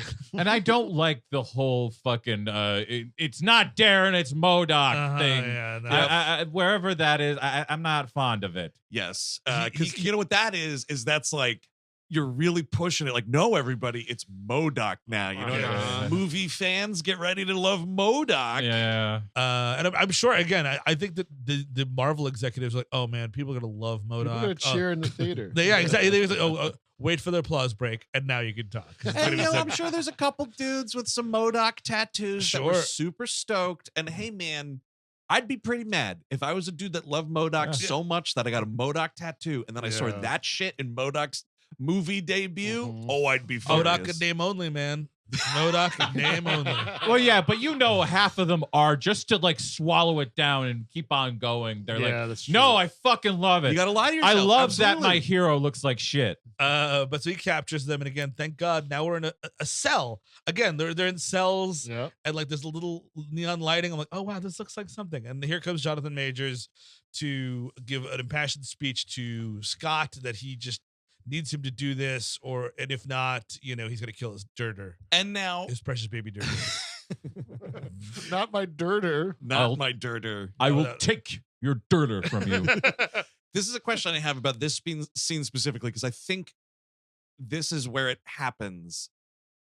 Is he changing the way he talks at a certain point in the movie? Because in the early scenes, like him being like, help me with Michelle Yeah. Pfeiffer and all that stuff, he's kind of talking one way. And Yeah. then once we get to this jail scene, it's a bit more theatrical and a yes. bit Oh more- yeah, I yes. think he's Yeah. definitely. I mean, because they talk about like he was clearly playing her in the beginning, like so he was trying to like So make this her feel isn't weak. as Yeah. much a product of some sort of reshoot. He was doing the performance Well, differently. he's got. I mean, it worked either way. It could be that very Right. well, but Yeah. it works. He's got to be booming now that he has the Force powers. Exactly. Oh, that's right. Which The guy's is- got the force. Yeah, Kang uses the Force. He does. in He this. lifts up does. Straight up Cassian. Darth Vader shit. Yeah. And he's got. I mean, that's you know what? Here, missed opportunity. These Uh-huh. blue blasts and shit. Just make it lightning powers. Sure, yeah. Just yeah, fucking yeah. do it. Just You know go what? all the way. If you're gonna do it, do it. Kang's mask in the comics is the blue mask that he gets sometimes in this, where like it's like more of a face visor thing, and he's Awful. got the light on top, like he's the 60-year-old man at a restaurant. And he needs to see Yeah. what the menu is. Those people got to be stopped. Could we get some M.O.D.O.K for the table, please? Living M.O.D.O.K. I want to eat it while it's alive and swallow it. Are you going to the abyss? Why are you? What is this? And after a long back and forth, he explains that there is something coming that he needs to stop. And, you know, It's a great exchange between him and Scott Lang, where it's like, yes, you know, something's coming. And Scott Lang says, what's coming? And what Kang responds with is me, a lot of me. And I wanted to have on a little asterisk there or a little ellipses and then say, in the next coming movies, because that's Yes. literally what this exchange is like, what's Yeah. coming? A bunch of movies with me in it. That's what's coming. Yeah. Yeah, that's why all that shit is just the coming attractions. Yep. You get to see the guy with the See? hats and the guy with the Egyptian stuff, and you're like, That whoa, a few movies from now will be something. Yeah. that scene you're talking about, that was a threat. And Quantumania and these other movies that came out in 2023, God bless them, they are the Ant-Man who stopped this from coming true. We are not going to see many more of these. I mean, other than the court system as well. They put an end to it. The Southern District of New York took care of these movies. And thank you for all your good work. So Ant-Man agrees to help. Yes. With one of the most, and this is why it's like Ant-Man in this portrayal from Paul Rudd is a certain kind of hero, right? And that superhero is not one that can turn to the villain and go, and if you ever touch my daughter again, I'm like, no. Ant-Man don't make threats like this. This is really bad. Him being tough is tough because later in the movie when he's the giant, he's like, Kang, we had a deal. And I'm like, dude, Paul Rudd, A, doesn't give a shit, and B isn't pulling it off. Our word is our bond. It's like, stop it, screenplay, stop it. As big dumb Ant-Man starts galloping down, crushing all this nothing. And he's not that guy. Either A, because again, he doesn't give a shit, or B, because that's just too stretchy for the character who's supposed to be kind of a dopey, nice guy. Yes. Him being a tough guy doesn't work. No, it doesn't. I'll tell you something here about this. So Kang gets him finally. He does the force powers. Yeah. Cassie's maybe going to get hurt. They go to the abyss where where the thing shattered, the time where core, the engine grew. Yes, so turned big. into the thing. Yes. And this scene is lit.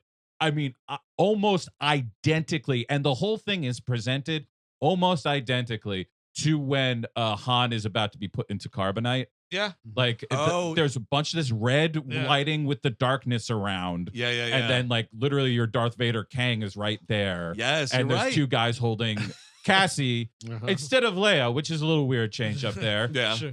But this is that scene where he's like, all right, and he dives into the middle of this core to find it. Dad, I love you. I know. I'll be back. Don't you worry. Yeah, so he jumps into the whole idea, as they keep saying, like, you shrink down, to pass through the eye of the storm to get to the middle of this thing, because Gobbledygook. It is some super gobbledygook, so much to the point where I was like, why did you need Ant-Man to do this? Why can't you use some of your force powers to do He doesn't know how to shrink. That's the thing.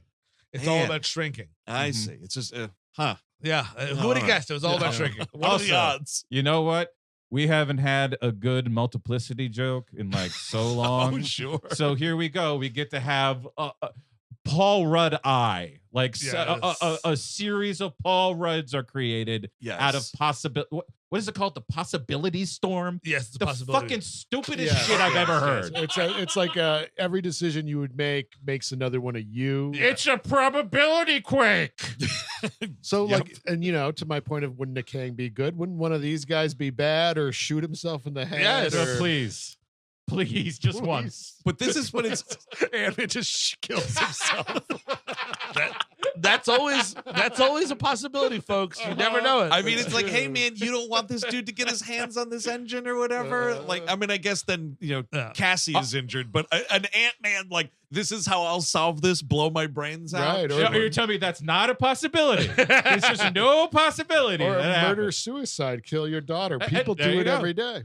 Happens. The bad joke here is the Baskin Robbins Scott Lang, Right. where it's like, I'm wearing normal clothes. if you're doing that for the one, it needs to be it all. doesn't work. Yes. It has to. You then have to look like There's a how the fat- Kangs look. There's a fat one. There's a whatever. Because then in this scenario, it's like you're in this quantum realm or whatever, and one of you puts on those clothes to go to work at the ice cream parlor.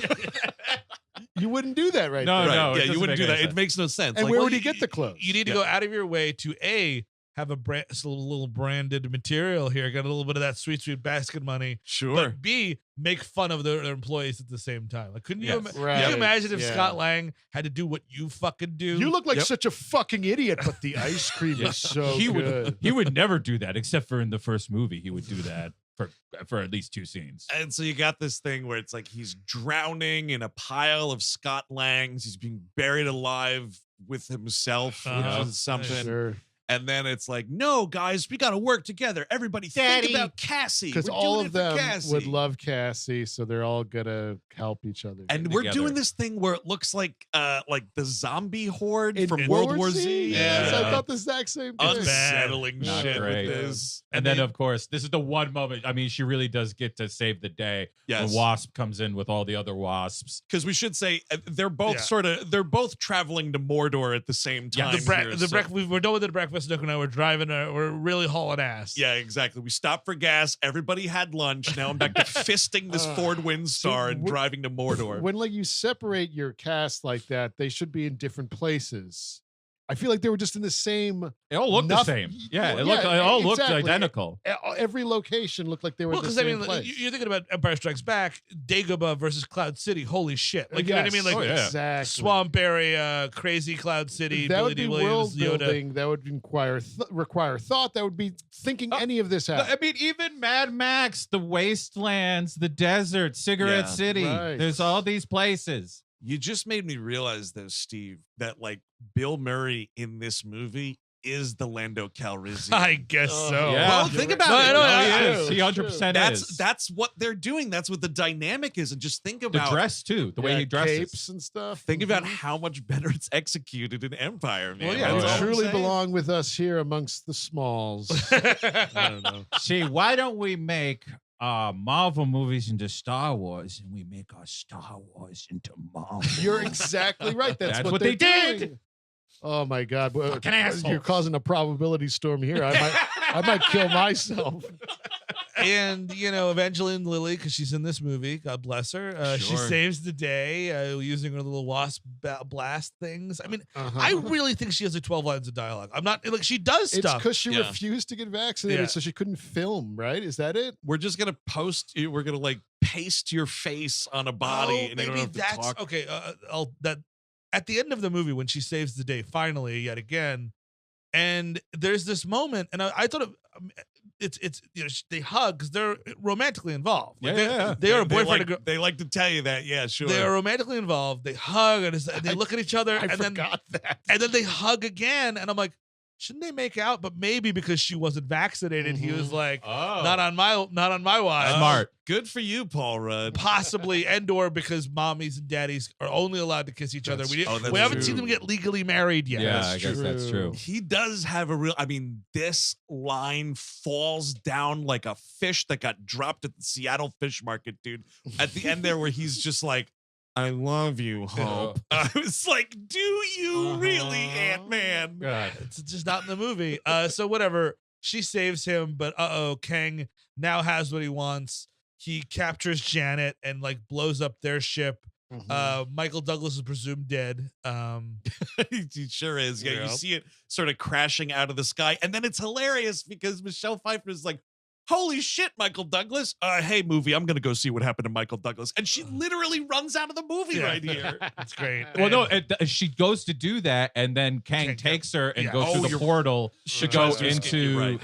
his ship thing. And right here, Yes. ooh, damn it, Janet. It would be great. It'd be great. Yeah. It'd be great. But no, and like, you know, the Ant-Man and the Wasp are like knocked out here for some reason. And now we're just it's Cassie time, I guess, right? It's her. She saves Katy O'Brien here for some reason. She does, because like Katy O'Brien has also been locked up Yes. at this point, and she breaks her out, and it's like, "Hey, I'm sorry I had your civilization destroyed, but I want to like help you now." And this is where you're like, oh no, she's a real character. Oh, we needed more. Like for when she saves her, and then like later on they become buddies, and like we just needed a little bit more at the top so this mattered. And again, like I think Katy O'Brien's great. I think she's gonna like this year's gonna be good for her. I think she's gonna become a movie star. But I just you have her right here. She's ready to do it. She's in the stupid outfit. Like just give her lines to say. She'll say them. You're gonna get that when she pairs up with Hawkbird or whatever they're calling Hawkeye yes. daughter,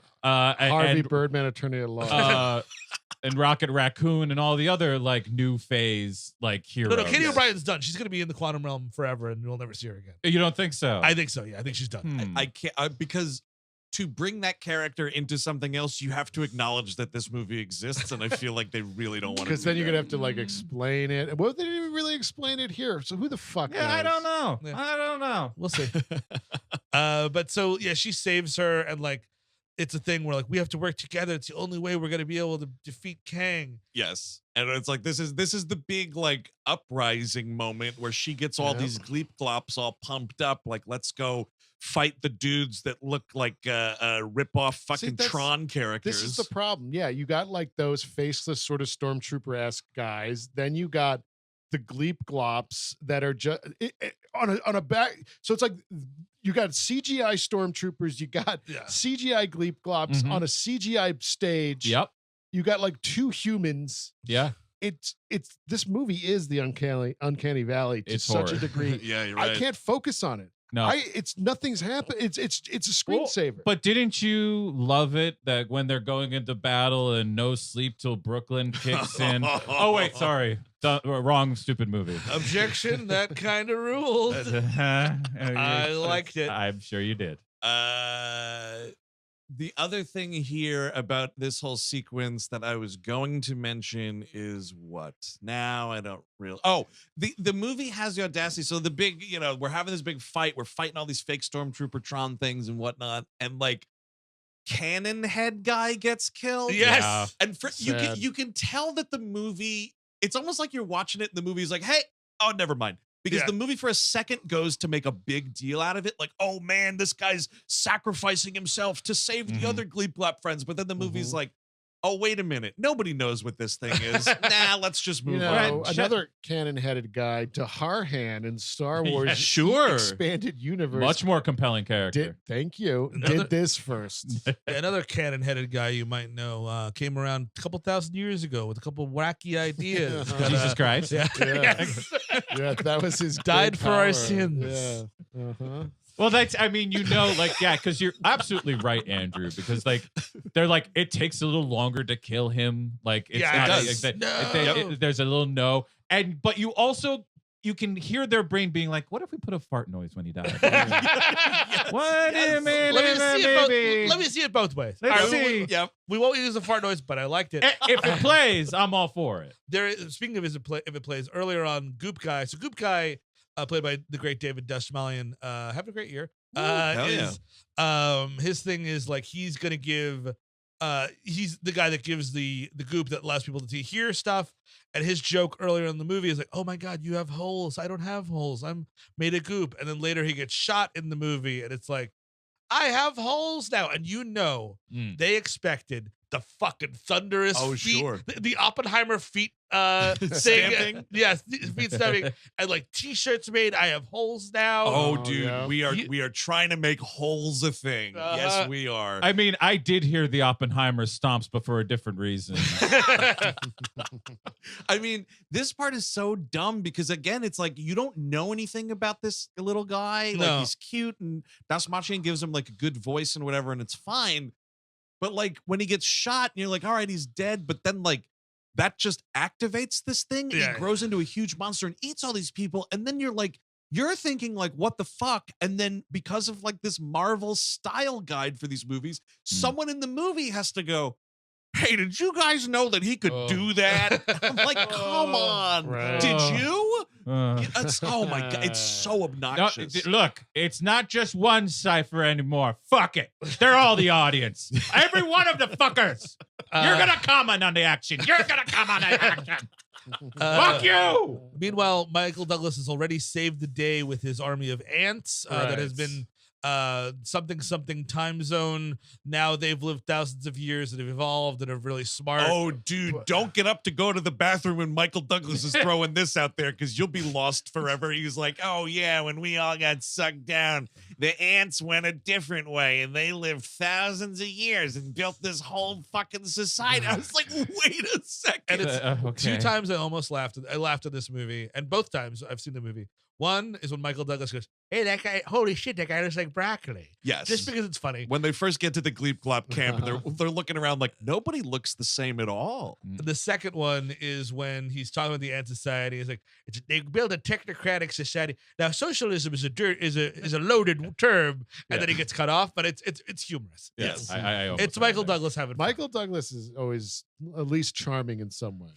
He said he's down for the next one if he dies, which is always my favorite thing that people say in these things. Like, I'll do one more, but it has to be the end of me. It has to be. Yep. Kill me in this one, please. Yes, yeah, exactly. I beg of you. I got enough garages built onto my house, and Kathryn doesn't need any more cars. So kill me in the next one. It's fine. And he's riding all these ants, and he's saving the day. This is when Big Scott Lang is not selling it with Kang. We had a deal. It's so bad, dude. It's like in the Iron Claw when Zac Efron's not good on the mic. Yes, exactly. And it's just like, this should be a booming, threatening thing right now, Zac Efron, and it doesn't work out. It's the same thing with Ant-Man, dude. Yeah, and you don't sound threatening at all. Someone should have taken the mic from him, honestly. We should say also at this point, Kang has taken Michelle Pfeiffer to his headquarters here, which also turns out to be like just a huge ship that he's built to get out of there.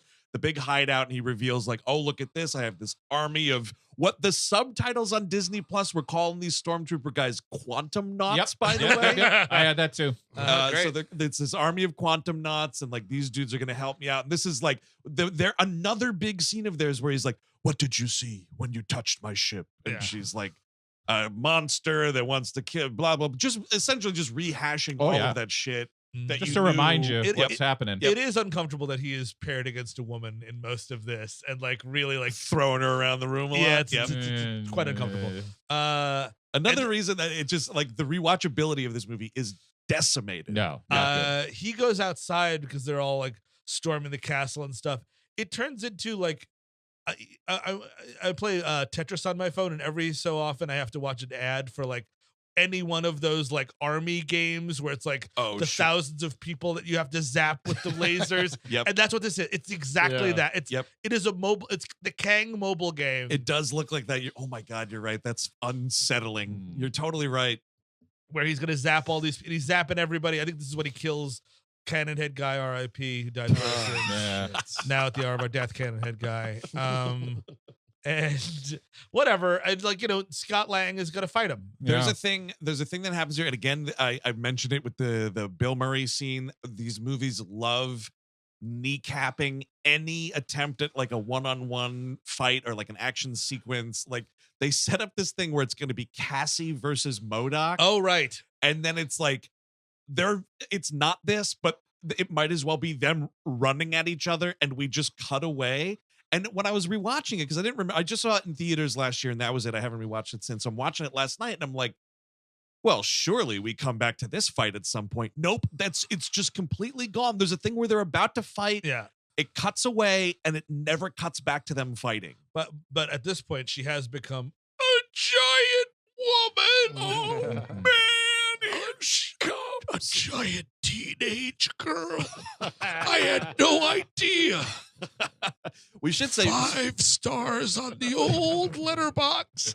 Speaking of her changing sizes and whatnot, another obnoxious thing is like when they fly into the realm and whatever at the beginning of the movie, they're falling down a mountain, and this girl's like fucking hitting rocks and falling all over the place and getting the shit beat out. Oh, of right, her. yes. And Scott has to activate his Ant-Man suit and save her and whatever. Right.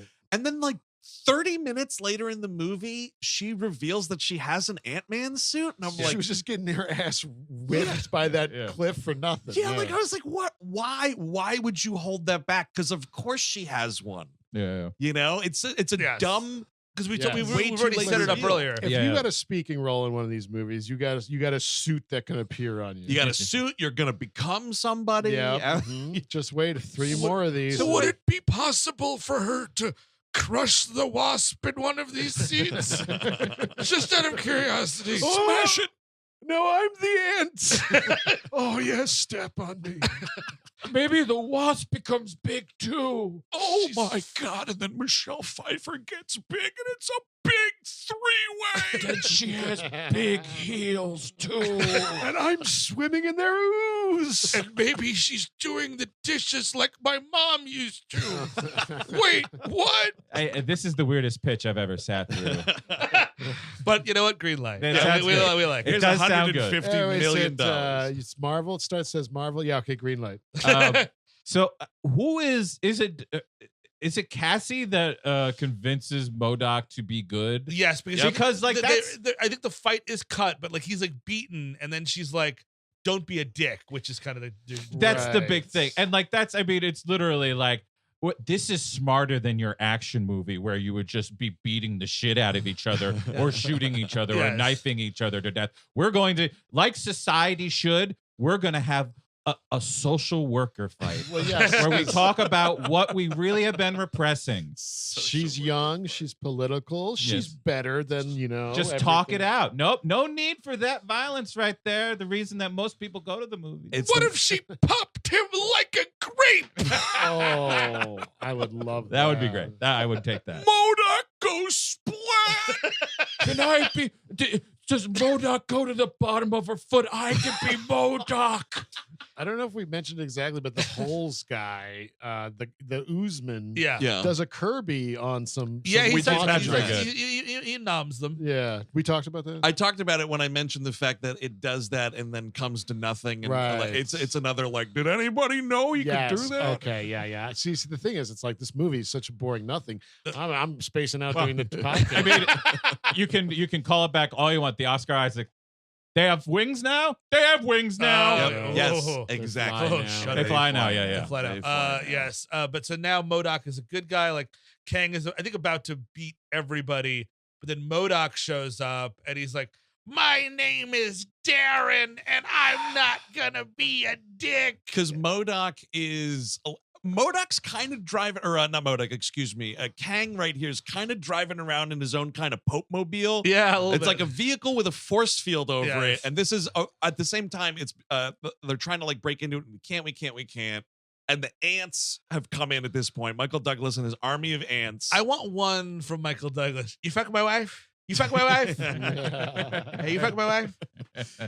And the ants can't break the force field either. So then this is M.O.D.O.K comes in and he does some sort of electroshock thing, and exactly. it destroys the force field, and then all the ants can take Kang away. And it kills M.O.D.O.K essentially. And now everyone is like, and again, like, here's the Marvel problem is M.O.D.O.K is dying. He just saved the day for a real thing, right? He saved this society. Oh, yeah. He saved all of our heroes and friends.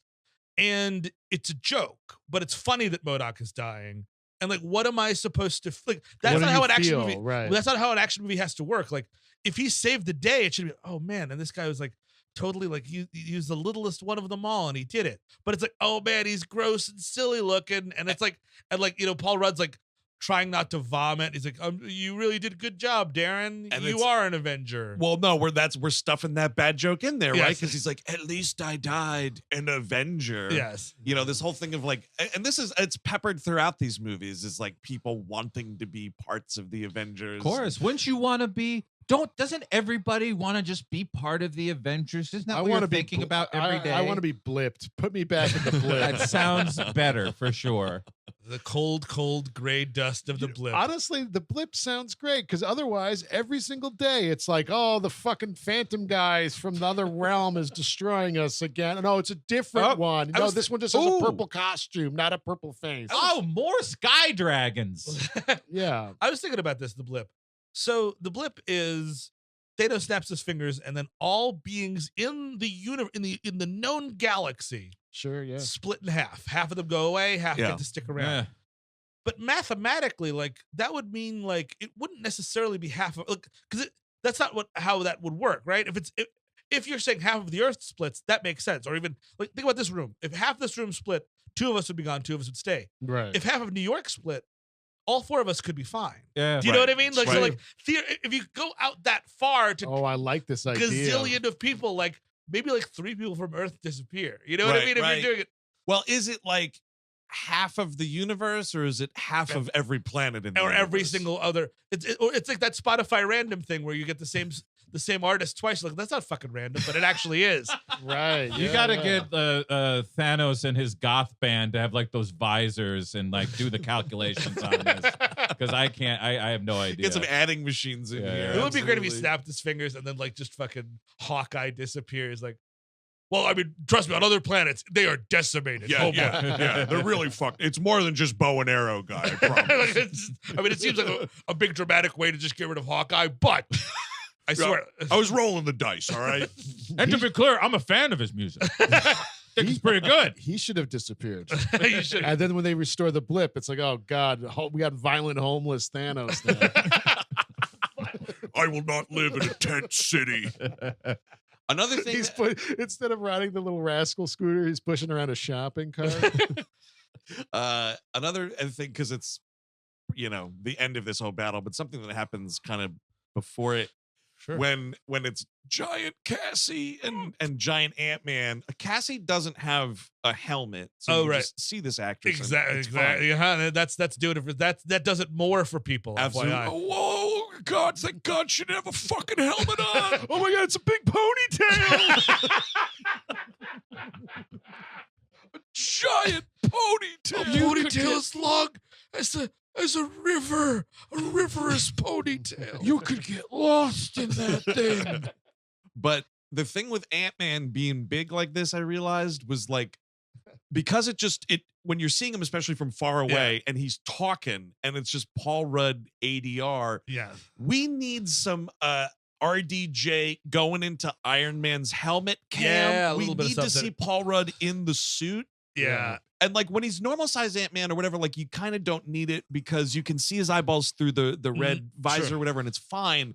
But when he's that big and there's no detail on that, it's like, I need to see inside that helmet. I need to see Paul Rudd's face, because so much of this movie at this point, this whole sequence, you don't see his face ever. And it's just him doing angry Paul Rudd, which again does not work. And then finally we do the thing, like I think Kang has been like bested by he gets shoved into like a power conduit for the engine and kind of gets like zapped. There's a fight back in his office, right? Well, that's what's everybody leaves. This is what the portal happens. That's right. Everybody leaves because that's right. He's dragged away by the ants, and you think he's done. And like, everybody's leaving. I was like, wow, we really did it. And Scott goes last, but here comes Kang, and he starts beating the shit out of him. And again, like this is Thanos in those earlier movies had ever only been like sitting in a chair and being like, do this, do that. Next time, Gadget. Right. Yeah. But once he fights Ant-Man and loses, that's it. Like you had a movie. You've had the entire movie. Yep. Because it's right. a pretty brutal fight. And you can't make me like have this expectation and this desire to see more movies where the big villain that Ant-Man defeated already exactly is gonna. Oh no! Trust me, he's dangerous. He got defeated by Ant-Man. But he got defeated by Ant-Man. Eric, it's not going to be him though. It's going to be Empirus, the other Kang. He's got an eye patch now. He's a totally different character. Oh, look out! That's Pope. There's the Pope one. No, yeah, see, this Kang's a girl. He's got a bow in his face. Yeah, no, this one he's just got really long teeth. Fang. Oh yeah, from the long teethiverse. Yeah, okay. But yeah, so there is a good. I will give it this. During that fight with Ant-Man and Kang, Kang has some sort of like, well, you're not gonna win now, and I do like Ant-Man's line of, I don't have to win, we just both have to lose. Yes. And this is when he shoves him into the thing, and it destroys the portal, which is great. And meanwhile, right before the portal destroys, what's her face, Evangeline Lilly comes in and zaps Kang a bunch and like kind of saves the day. You came back for me, yada. And like the portal is destroyed, and it's so hilarious where it's like, oh my God, they're never gonna go back. Oh no, Cassie just bleep bloop blop. There it is, dude. Genius. It is so like a disregard for that kind of danger they find themselves in. Like, oh, I guess like they spend about 16 to 19 seconds being scared that they'll like be in the quantum realm forever. And the movie is so not concerned with any tension about this. This is when they have the really terrible "I love you" part. And they're kind of like mom and dad are hugging. You leave 6 inches for the Lord and everything. And then the portal just opens behind them out of focus. Yeah. No tension whatsoever. And they're like, No. you want to go home? And not even like, oh my God, thank God. Yeah. How did you do it, Well- Cassie? Well, Like, because all their kids are geniuses. And they're the future, Chris. Yes. Well, it would be hilarious. Get me one of them that just has like a total loser kid. Can't start a car correctly. But also, like, if you are doing this where you're building up for the Kang Dynasty movie, this, that, and the other thing, and you're already, mimicking Empire Strikes Back so much, leave them there. Yep. Yes. Don't worry. I'm sure there'll be another movie or something to get them out of it. We're gonna build a better, Janet and your grandpa, your peepaw are gonna fucking raise you, Yep. and we're going to take care of this world, and we're going to build up and make You're sure totally everybody right. down here is good. Also, don't worry. There will definitely be sequels with Jonathan Majors coming that will explain everything that happened here. But that's why I think, is it the stinger at the end of the second one that I think is actually pretty effective, because it's like, oh, the day is saved. We're just doing another silly Ant-Man science test. And then the blip happens and Paul Rudd vanishes. Yes. I think it's Paul Rudd. he gets stuck in the quantum zone. Oh, yes. Oh, yeah, He's- right? he's stuck. That's right, it Yeah. is. Yeah. So, you'll be back in 5 seconds. We'll just, all I have to do is hit this button, he'll be back. That's what it is. and everyone yes. gets blipped out. And that's like a good, that's a cliffhanger. And Yes, you're totally yes, right, yeah. Eric. Leave them in there. Like, but it just shrugs itself back open. And he's like, hey, Peepaw's going to go rehydrate a pizza. Let's go home. Because then in the next movie or whatever, you can have them hanging out with Katy O'Brien. There's like an Aunt Butler. Yeah, sure. Et cetera. Ooh, an ant butler. I'd like one of those little guys, huh? And then so that the outro is basically mimicking the intro. He's walking down the street again. It's more Paul Rudd voiceover. Well, he saved the world again. Yeah. And like this whole thing is so aggravating because the entire scene is just him being like, Kang's gone, right? Kang's Yeah. gone. Kang's not coming back. Kang's not going to be in other movies. And it's like, I know. Yes. I know. Sally knows. Little Jimmy knows. Everybody watching this movie knows he's supposed to be coming back. Can you even believe it? It's just such a wasted little thing. And he goes back in and he's like, fucking Neil Hamburger makes him a fucking bad birthday cake. And we go to this restaurant and Peepaw's around the table. Everybody's having dinner. We're singing happy birthday. It is kind of a nice, her being like, it's not my birthday, and him saying like, I have a few to make up for it. That's fine. That's kind of nice. something. It's Sure. nice. Mhm. Whatever. Sure. Bad cake, Yeah. to go out on the like, No, Turkington great. can't It's make a cake. Bad Great. cake joke. Great cake because it's from Baskin Robbins. I'm sorry that they have real people working there, Yeah. putting in the effort. Actually, Baskin and Robin worked on this cake with Greg Turkington. That's right. But then, yeah, I mean, that's the end of the movie. It does indeed end on a bad cake joke. And then we just get this, like, the two stingers, which one is literally just a scene from Loki, that Yep. second one. And the other one is, the meeting of, like, the most important of all the Kang variants, I guess is the idea. I gotta say also, you know what? Their stinger game is slipping. It is. Oh, big time. Oh, When yeah. would you put a scene from a television show in there? Yep. You have slipped. They Yep. also, I forget which one it was. Maybe I think it's actually Spider-Man. It's a Spider-Man movie, the last one.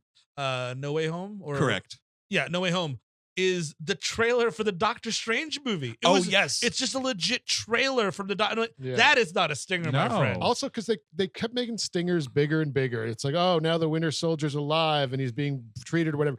We used to be fucking Sam Jackson walking into a room, And or Thanos farting on a mountain or moon or something. Or introducing Scarlet Witch and Quicksilver. Like, oh shit, that's what they look like. That's a big fucking stinger. This is Yeah. just like, here's a TV show that you're gonna watch in 5 minutes. Here's a TV show that you have to watch in order to understand what's going to happen next. Yeah. Yeah. Oh, it's bad. It's so Well, bad. they're just out of big characters. Like, and They're when not. come on, Steven. What's another big character? The entire X-Men, the Fantastic Four. It's got you there, Captain. And like just all of they have so many characters the thing that they is- can pull from that they're just not. Blade would be lovely. Oh, But they're Blade, not. right, those right. things haven't even been decided yet. All we know is that we're going to make that eventually, and we all know this thing so far that we know they don't make any move unless they've figured it all out in front. Yes. They've all done all the research and everything. Oh, I strongly disagree. Cut What? to that Stinger scene in Eternals where that dude's going to be a knight or whatever Oh, the fart man. that is. Well, because they Black thought Knight. the Oh, Blade yeah. movie was going to happen, and now we know it never will. But there wasn't a snowball's chance in hell of that guy, Jon Snow, being in Blade. Oh, Yeah. I look. I don't know. I don't know what these people's brains look like. It's Yeah. full of holes. That's all Oatmeal. I know. It looks like a bowl of oatmeal. Also, I mean, the X-Men, I feel like have been played out to death by now. I know we're going to get another iteration, but I was thinking about this the other day. How are they going to do like the time has shifted. Yeah. How can you have Magneto be a Holocaust survivor? Yeah. If you're going to get I mean, someone you were young- already pushing it in the aughts. Exactly. With, Way like, Ian McKellen. pushing it, Yes. yeah. I mean, that's why they had to do the 70s shit. Yes, right? exactly. The first class. Yes, you're Yeah. right. Yeah, That's you're what- right. So what is that future? Uh, Where is Eric Magneto coming from? Oh, he's coming from an alternate timeline where World War II happened in the 1970s. Yeah, they Oh, dude, that sounds groovy. I mean, not groovy. The Doors are going to be all over Yeah. the soundtrack. Oh, Don't worry this about trust it. Hitler's harshing my buzz, man. They will do whatever is necessary to ensure they don't have to have a new thought. Yes. They will figure They- out something. They have the stinger at the end of the Marvels, and if you haven't watched I the have not Marvels, if watched you it. haven't watched Yeah. it, and you care about this, flash forward in this episode about 30 seconds. Mhm. One of the stingers at the end of the Marvels is Kelsey Grammer as Beast. He comes Yes. in. Oh, are you kidding me? Yes, because Because it's that's like another generation. Monica Rambeau, is that her name? Yes. She gets sucked into a thing at the end of Into a Marvels. multiverse gap, basically. Yes, like a hole in the multiverse. She gets sucked Sounds like into the it. movie no. got sucked too. She wakes up and no. she's like, "Where am I?" And it's like, there's fucking Kelsey Grammer as Beast. And I have to tell you, if you want to generate excitement for these things, I felt a little something. It seeing did, yeah. A Kelsey. little, Give me them X-Men. dude. I felt it was lower. It was where the asshole is, where I felt it. But yeah, like, well, my dick's on my chin. You see? but like, imagine that. The worst fucking place you can end up. The Brett Ratner universe. Like, absolutely the worst Fair. possible No, that's fucking fair. situation. but to be fair, though, it's very specific, and you're going to see this in that Deadpool movie, which I believe is coming out next year or This this year, year. right? Sorry, Yeah. apologies. Yeah, this year. Just a few months from now. Where we are full on nostalgia. Right. It's Beast from the 90s cartoon. You know, he looks exactly Isn't like Hugh he does. Jackman in that too as Yes. Wolverine? He is, and he's in the yellow suit now. We're big into like Because the let's- Doctor Strange had that with Patrick Stewart. Yes. He had the Yes. 90s yellow wheelchair. So this will be the 24th year we've had Hugh Jackman as Wolverine. Hmm. That's right. Wonderful. And on that note, final thoughts on Ant-Man and the Wasp: Quantumania. Chris Cabin. Oh, it's just awful. I mean, yeah, just don't.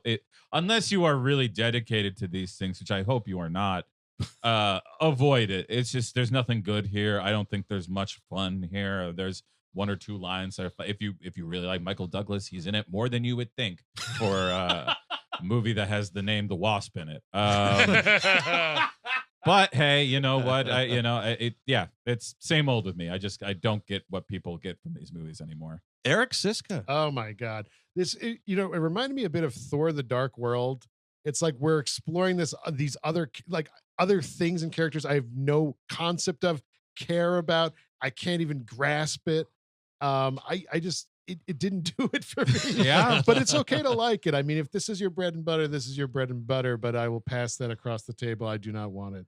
Save Steve for last here, as it is a comic book movie. It's what his doctorate's in. But I will just say, again, fan of the first two Ant-Man movies, fan of Paul Rudd, fan of Michelle Pfeiffer, fan of Michael Douglas, fan of a lot of people in this movie.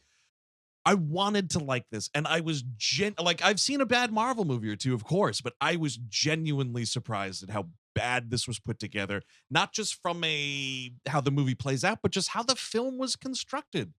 Bad, unfinished almost. I felt like part of the movie you're still just watching a rough cut. No bueno. Steve Sadak. Yeah, no, I think I agree with you entirely. I'm a fan of a lot of this stuff. I like the last Guardians movie because it's the last bastion of this universe where they're just like, hey, James Gunn, that's your idea. We're only going to meddle with it 60%. You know what I mean? Like, Which as is opposed, still a lot, but which is still a lot, but Yeah. at least like you can smell James Gunn in that movie. You know what I mean? It feels like a movie that he wanted to make. And now we've lost that so much with all of these movies. It doesn't feel like because Iron Man feels like a Jon Favreau movie. You know what I mean? Ant-Man feels like a Peyton Reed movie. You know, and so on. Iron and so Man forth. 3 is a Shane Black Shane movie Black if movie. you Yeah. ever fucking saw Up it. and down, yeah. And we have not seen that in a really long time. And I think that, like, you know, now they're in this weird place where we're feuding with directors where, like, the paper trail goes to Nia DaCosta for some reason, like, wherever, like, Of course. all that shit. You know what I mean? Like, it's all dirty pool now about these producers versus the actual creative team, which is Right. really unfortunate. Like when they got Sam Raimi and everyone Yeah. was like, holy shit. Yeah. And then they chained him up. They let him do like one or two scenes. things. Yeah. Yes, yeah. 2 scenes. Some, That's it. some like hot dog wearing a suit was like, I know better than Sam Raimi Yeah. about a comic book movie. The guy that arguably invented this new kickoff craze of superhero movies. Absolutely. Insane stuff. Yeah. So it's not really worth it. And I think that I can go on, but it's just Eh. I have hope that they can right the ship because I like a lot of Marvel characters and I like a lot of these actors that they've been casting. I like them and I'm like, that's a cool idea. Let me see that movie. Oh, I didn't see that movie. Oh, okay. Yeah. Why would you? Mhm. That is going to do it for this episode on the third Ant-Man movie. Of course, if you want more We Hate Movies, check out patreon.com/WeHateMovies, where if you are a subscriber at the $8 level or up, you might be listening to this right now ad-free. That's right. 0 commercials on Patreon at the $8 level or up. We got a lot of great stuff coming out this month. We have a We Love Movies all about Oppie. Hell Oppie. yeah. Oppenheimer. We talked about it for nearly the length of the film, and it was a lot of fun. It was a great conversation on a movie we like. That's right. We got a wild ass, I would say one of the more wild animation damnation episodes Yes. in a long time on Yes. Agent Elvis, the fucking Netflix cartoon Right. that's already been canceled. Oh my God, we really went into that one. Monkeys, everything. It's all there. Bestiality, folks. it's all there. It's Really everything. important. Everything you love to hear about is in that Absolutely. episode. Speaking of bestiality, who are we talking about in the Glip Glossary this month? Lady Valarian, who is a half like a warthog pig woman who was Yeah. who was squeezing in on Jabba's palace in the old EU. A professional, though. A professional through and through. Total And pro. We settle a bet on that episode. We do. Of course, Melrose 210 and the Nexus will be rocking and rolling as usual this month as well. But as far as this month's We Hate Movies offerings and some of the worst stuff we put in front of our eyeballs last year, some of the bigger letdowns, if you will, which does not include The Flash, by the way, because that is happening on a digital live experience February the 1st, moment.co/We Hate Movies. Get them ticks. Going to be a fun time That's right. talking about one of the absolute worst maybe of ever. So that's where you're going to catch that. But next Tuesday, another all new We Hate Movies episode. Steve, what are we chatting about? You said something about some of these being disappointments. This wasn't a disappointment because nobody knows what it is. That's It's The Family Plan with Mark Wahlberg. The Family Plan, in which they rip off a Peyton Reed scene from Bring It On. Yeah. Like, just straight out rip it off. Yeah, this one, it's hard to disappoint people when they don't know it's coming. We'll put it that way. Yeah. Thanks a lot, Apple TV Plus. So until next week, where Mark Wahlberg's back, bro. I've been Andrew Jupin. Steven Sadak. Eric's sister. Chris Cabin. Take it easy.